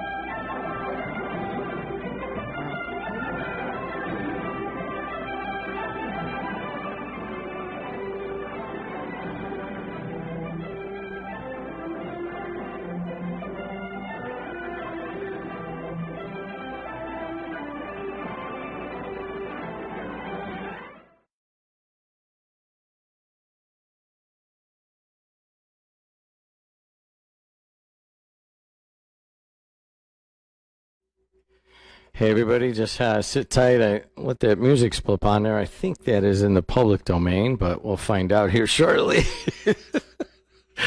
So what we're doing right now is we're waiting for the winners in the Big Sell competition, and let's hope that there you go. What was that line? That great line? Oh yeah. There's a terrific little comment in the Village Voice about the current guru that's making the rounds. You know, Maharishi. And a little line there, and it said, has anyone seen what Irwin Corey is doing lately? It says, has anyone seen... has anyone seen Irwin Corey and the Maharishi at the same time? Just thought you... Oh, no, my feeling about the Maharishi is that it's warmed over Norman Vincent Peale, slightly, with a beard. Which, of course, makes it a little more official. So, would you please bring on the salute to the yogi, wherever he might be tonight? That's right, of course. No. The number one. That's just the first one there. Just bring it on. Looks like he's going to play some music, huh? Oh, look at the gag. Oh. Hey everybody, AM 1230, WJLB. I went to play some Gene Shepard so we could get away from music, and all he's doing is playing music in the background. And so we'll see what happens here shortly. But we are waiting for the winner of the Big Sell. If you're driving around on the radio and you're listening, and we're just kind of hanging out in the WJLB studios. It's 4 o'clock right at the top of the hour. You're listening to AM 1230 WJLB on 104.7 FM. There you go. Yes, there is. Plenty of roses down there in Washington Square. Just got to be awful careful, though. You know, speaking of Oh, I'll tell you, time.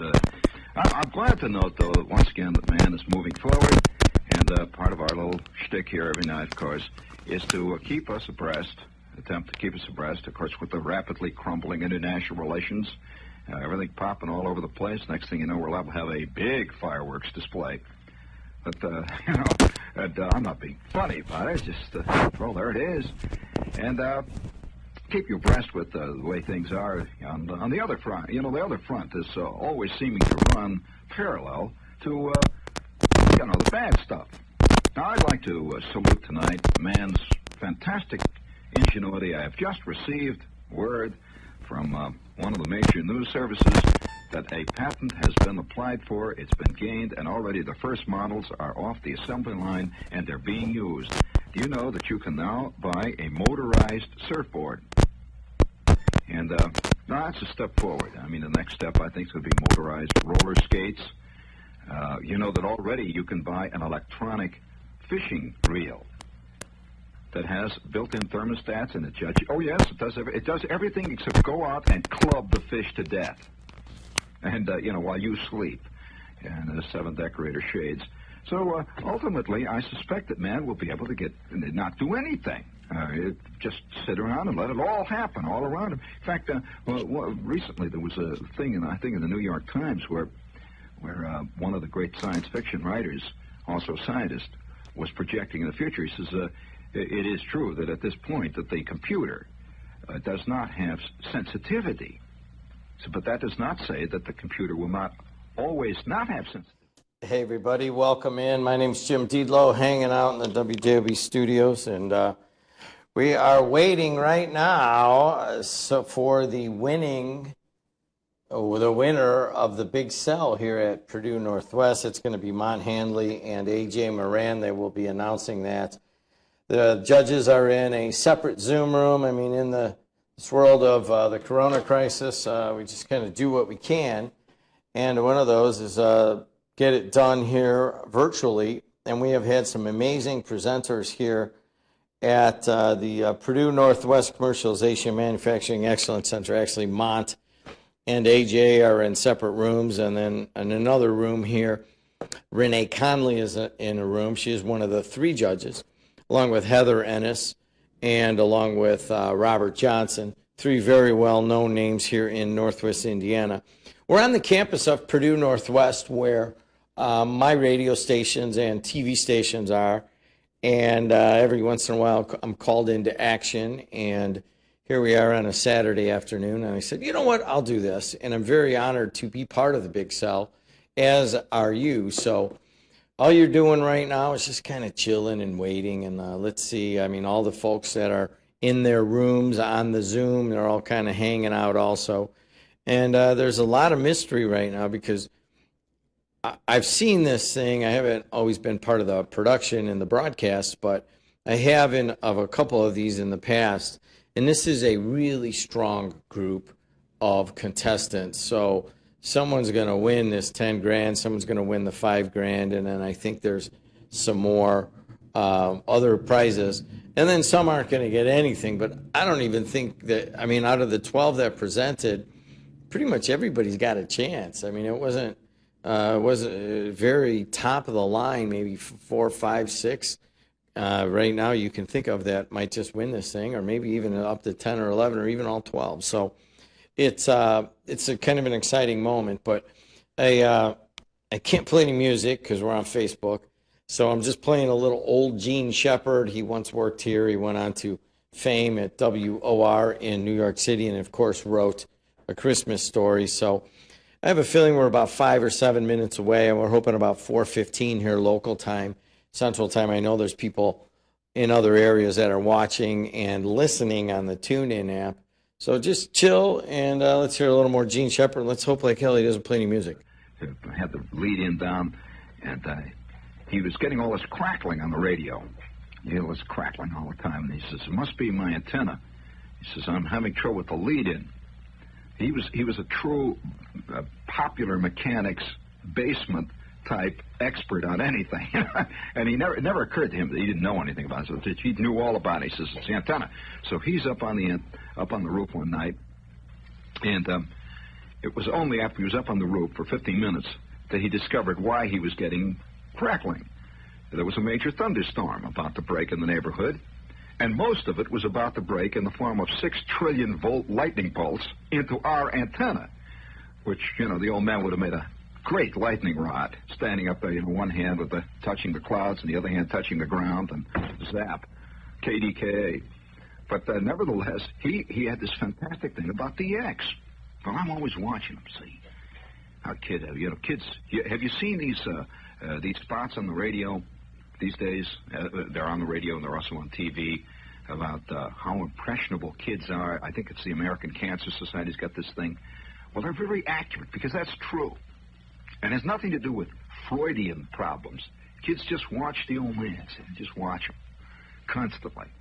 And the old man, let's say every time he folds his paper to read the editorial page, he goes, brack, brack, brack, brack, brack. Well, the kid's watching that, see. Well, 40 years later, the same guy who was an ex-kid is folding his paper back, and he's going, brack, brack, brack, brack. And the people around us say, why do you always do that? It's, well, I got something on my throat, that's all. What it is, he's got this deep-seated thing way back that when you fold the paper back and look at the editorial page, a little thing goes off in his brain, and it says, hey, Fred, go brack, bronk, bork, brack, brack, caraffle. That's what the old man did. When you do that, you're really reading the editorial page, okay? Well, all right, so here's same scene. The old man sitting at the table.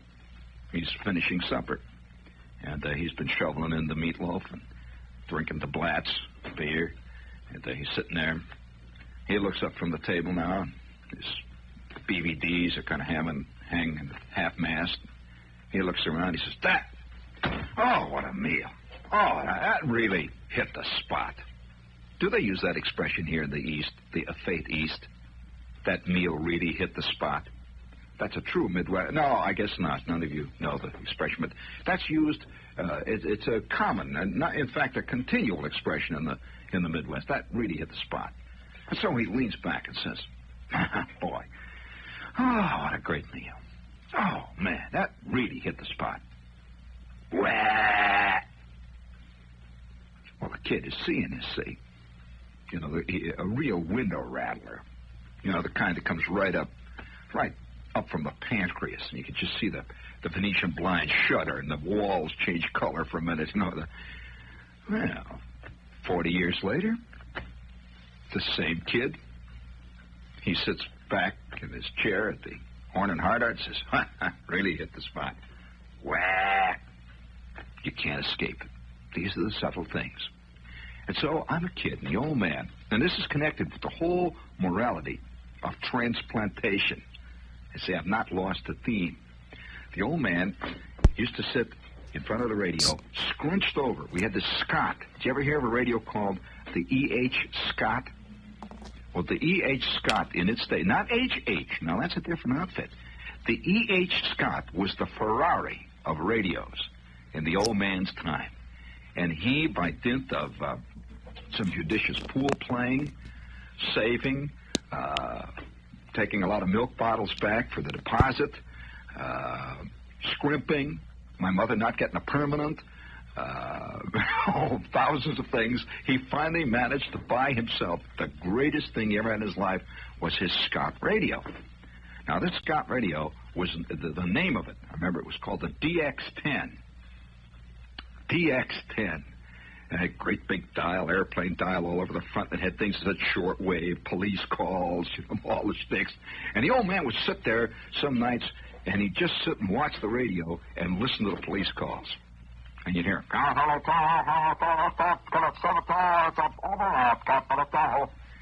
the old man says, listen to that. Crime everywhere.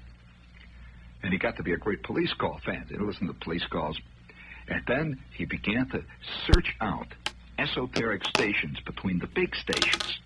Now, most of you guys that listen to the radio, you listen to the big station. You know, you got your radio, you hear WCBS, WICA, you hear WNBC, you hear WOR, WABC, and all. These are the same. But if you were to tune in between, let's say, Here, WR, we're at 710. If you were to tune between WR... Once again, we're live here from the WJOB studios in Hammond, Indiana. Just kind of hanging out with you guys and waiting for the winner of the Big Sell competition. And listening to a little Gene Shepard from A Way Gone Why. And as soon as they give me the text here, we will go to the broadcast of what's happening in the judges' room. Now, this is a virtual judges' room, so it could take a little while. But just enjoy a little Gene Shepard and wait it out. And hey, you know what? He's underrated. You know what I'm saying? You'll hear it all, I'll tell you. Just turn up. That reminds me, speaking of the Canaries, this is WOR, the friendly voice of Broadway. Siri, radio, free bro. By the way, friends, a little note here. Thought you might like to know about this. Little note here.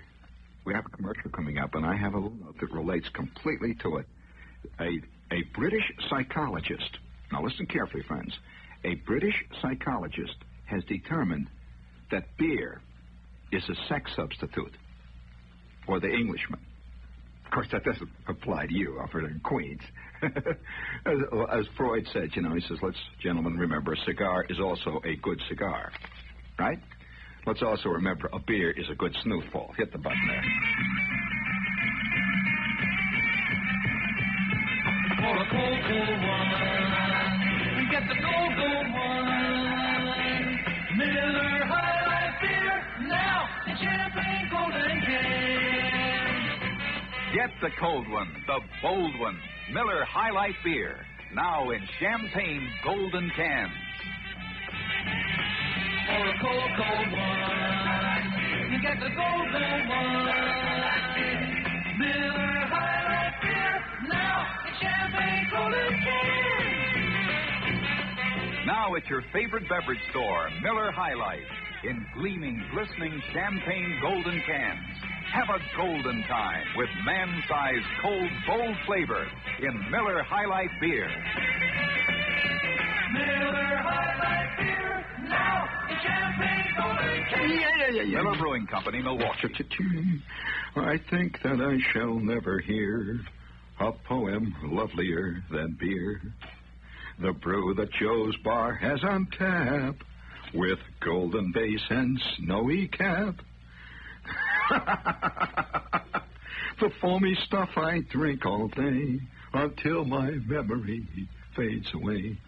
Poems are made by fools like me, but only Miller can make a beer.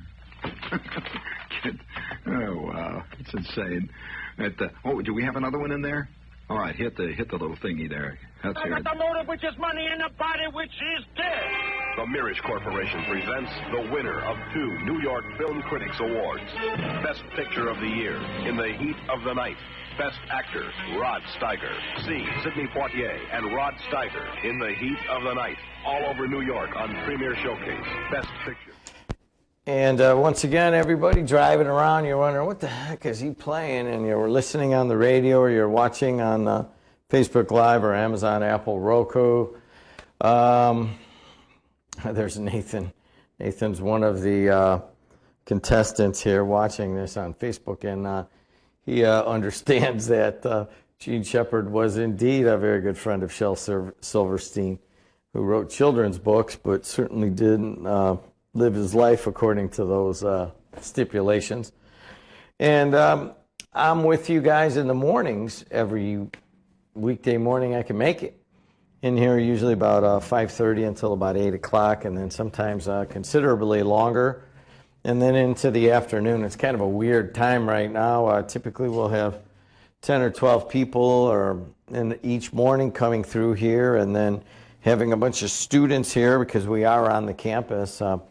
My media company, we basically rent from the university and have a pretty tight relationship, and do stuff like the Big Sell here, and Purdue Sports, and Purdue PNW Today. It works for both of us, as I've had a number of very talented students come off of Purdue Northwest and develop products here at the Commercialization Center and come up with some innovative ones. And then also on the broadcasting and the communications, and work here for a while, and sometimes using it as a jumping off point, and sometimes just sticking around. But we are on the campus here, so every once in a while I get to come in and do something really fun and original, and one of those today is the Big Sell. If you're joining us on the radio, we are about to announce who gets 10 grand. Mostly NIPSCO has helped us out to get to those numbers. And also who gets 5 grand. I think there's even a third place, and I wasn't listening entirely. It's getting kind of late in the day. A lot of times, I think we've done this in the past. I haven't been sitting here, but because of the coronavirus situation, for about a month and a half, I've been the only person who has been in this studio. So I get to draw that straw, and I'm very excited about it. But one of the things I can't do is I can't typically, when we're waiting around on the radio for something, like if a game was starting late, or a press conference was starting late or whatever. If it was just radio, we'd play some music and wait for it. But we can't do that because we're on Facebook, and sometimes Facebook will take it down, and sometimes it'll take years to review it.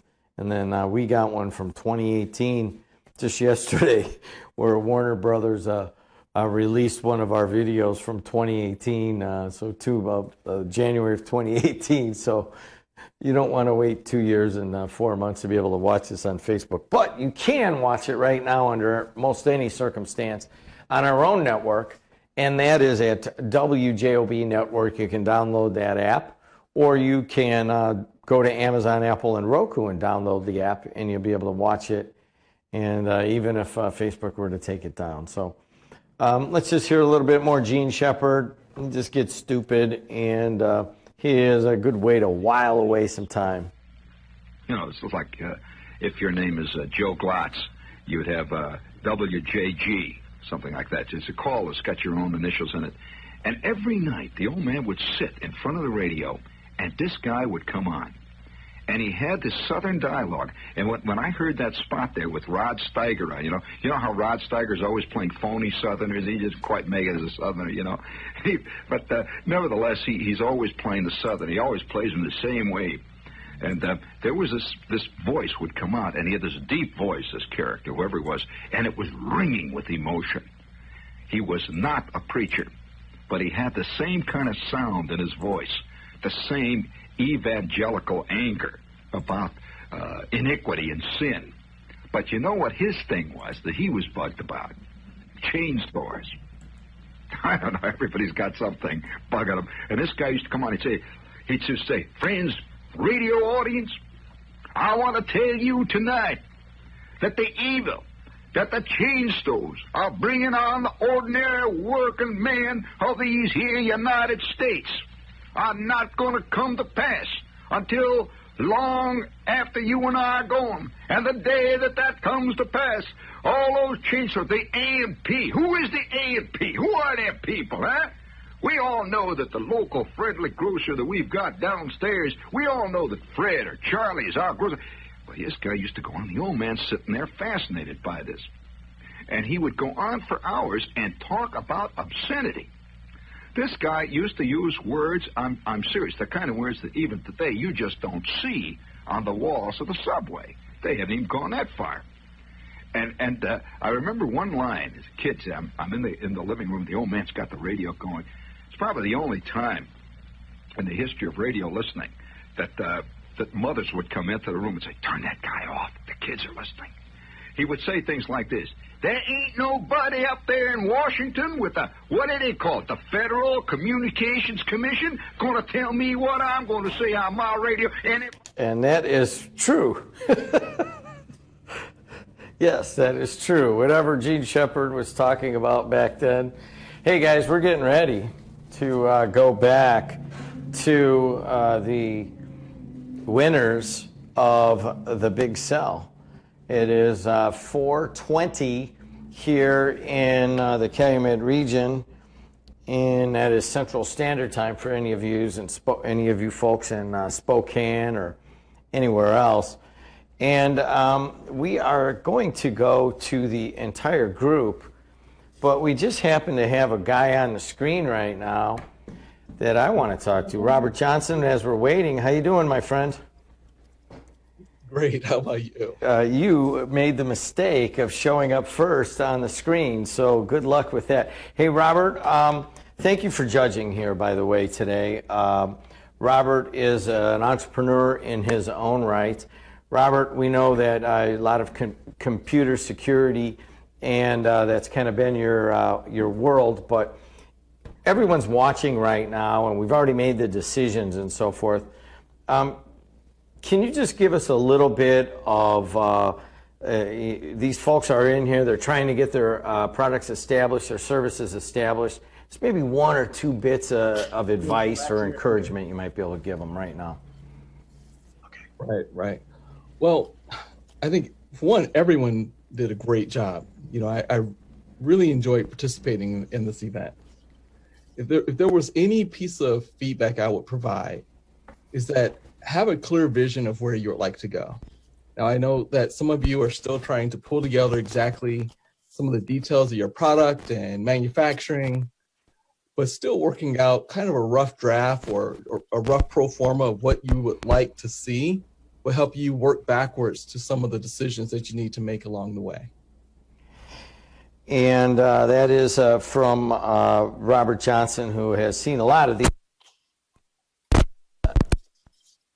My wireless microphone has reached the end of its day also. But Robert, in terms of the actual presentations, just maybe one or two bits of advice on that also. If it's possible to ever show a prototype, you know, investors love to see some type of prototype so you can understand better what it is. You also get a better feel for where you are in a product development continuum. So I would certainly always encourage you, if you can show a prototype, please do it. Another thing that you can add to your presentation is really a clear vision on who your market is. And some of you guys did a great job of outlining that. But I just think across the board, it would be great if everyone had a slide explaining your target market and your go-to-market plan for that market. There it is. It's coming from Robert Johnson. And if you guys are driving around listening and the radio and you're pulling over and you're going to wait, we are going to announce the winner of the $10,000 and $5,000 prizes and so forth. So it's part of the Big Sell, and we're coming to the big moment. I believe Mont Handley and AJ Moran are going to join us. AJ, how's it going? Hey, we're back. Thank you. And we do have some winners, correct? We do. AJ, you want to tee up number 3? Yes. So again, our judges use a rubric through a point system, and we tally points, and then they have a discussion. And our third place winner is going to Dr. Paul Summer with his foot contraption. The website again is familyfoot.com. Congratulations, sir. Thank you. Thanks. There you go. Can we see the doctor on the screen right now? Doctor, thank you so much. Excellent. Thanks. Appreciate it. Excellent presentation. And AJ, let's go to second place. Our second place winner this year, coming back again, is Emily from Emily's Food and her icing product. Congratulations, Emily. Thank you. There you go, Emily. And Thank you. Before we go to number 1, AJ, I'll let you do number 1 in just a second. I just have to say, like, this is the 4th year I've done this, and I just have to say the presentations have improved so dramatically. Everyone who pitched did a great job. In the past, AJ and I couldn't probably say that everyone was like a really good potential business venture. And this year, I'd have to say everyone really had a shot at winning this. Mm-hmm. And so with that, I'm going to let AJ tell us who the winner of the 2020 PNW Big Sell is. And our first place winner this year in our prize package of cash and automatic entries into other pitch competitions is Troy and the Layman Bench. Congratulations. All right. You want a speech? Me? You got to say something, otherwise you're not going to show up. There you go. Yeah. Thank you so much, everybody. Thank you, Jim, for putting on a fantastic show. Mont and Professor Moran. Despite this COVID and everything, this was a very cool experience, and all the competitors did an awesome job. And I just thank you for everybody that's ever supported me and pushed me on this entrepreneurial venture. It's not an easy thing, but it's like a roller coaster, but just keep forging forward and believing in what you do. So thank you so much, everybody. Congratulations, Troy. Thank you. Congratulations. All right. Thank you, Mont. Final words from Mont and AJ. And I would just like to say thank you from WJOB, and I've watched a few of these. This is as strong a class as anybody. I know that folks are going to, hey, you get off and you're going to be kind of a little miffed or, geez, I wish I could have won and stuff. Stepping stone, my friends. I can tell you this. Every person here should go on to the next competition, and I'm sure Mont. Jed, can I just say, yeah. Can I chime in real quick? Yes. As a judge, I just want to say this was such a challenge to judge this. You all have amazing products. I can't wait to use magnets and put my Christmas lights up, and there's just great things happening all across each of your presentations. So please don't be discouraged if you weren't in the top 3. All of you had amazing products, and really I look forward to seeing the things that you can accomplish. So thank you guys. And I just wanted to congratulate all of you too. I'm very excited with all of your ideas. You all are winners in my book, and I know I'll see you back here again. Thank you. Thank you. All right. I guess that will conclude our Zoom meeting. And I want to thank all of you. I know you're going to try to reach out to us, AJ and I, to find out how to improve your pitch in the future. And that is perfectly okay. We want to help you. So Jim, you want to lead us out and we'll close out the meeting. Yes, thank you to everybody. I am going to leave this meeting right now. Thank you guys so much. We're going to leave our Zoom.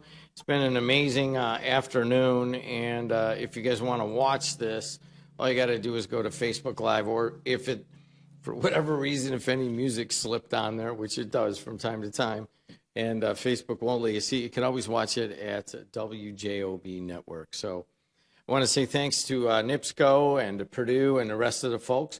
And as we do on a general way, is that you guys are going to sit right here as I end this broadcast. And on the radio side, we're going to go back to our normal Saturday broadcast. And on the video side, I think our next video broadcast is actually church tomorrow morning from the Byzantine Church. So from Hammond, Indiana, thanks a lot for watching. Thanks a lot for listening.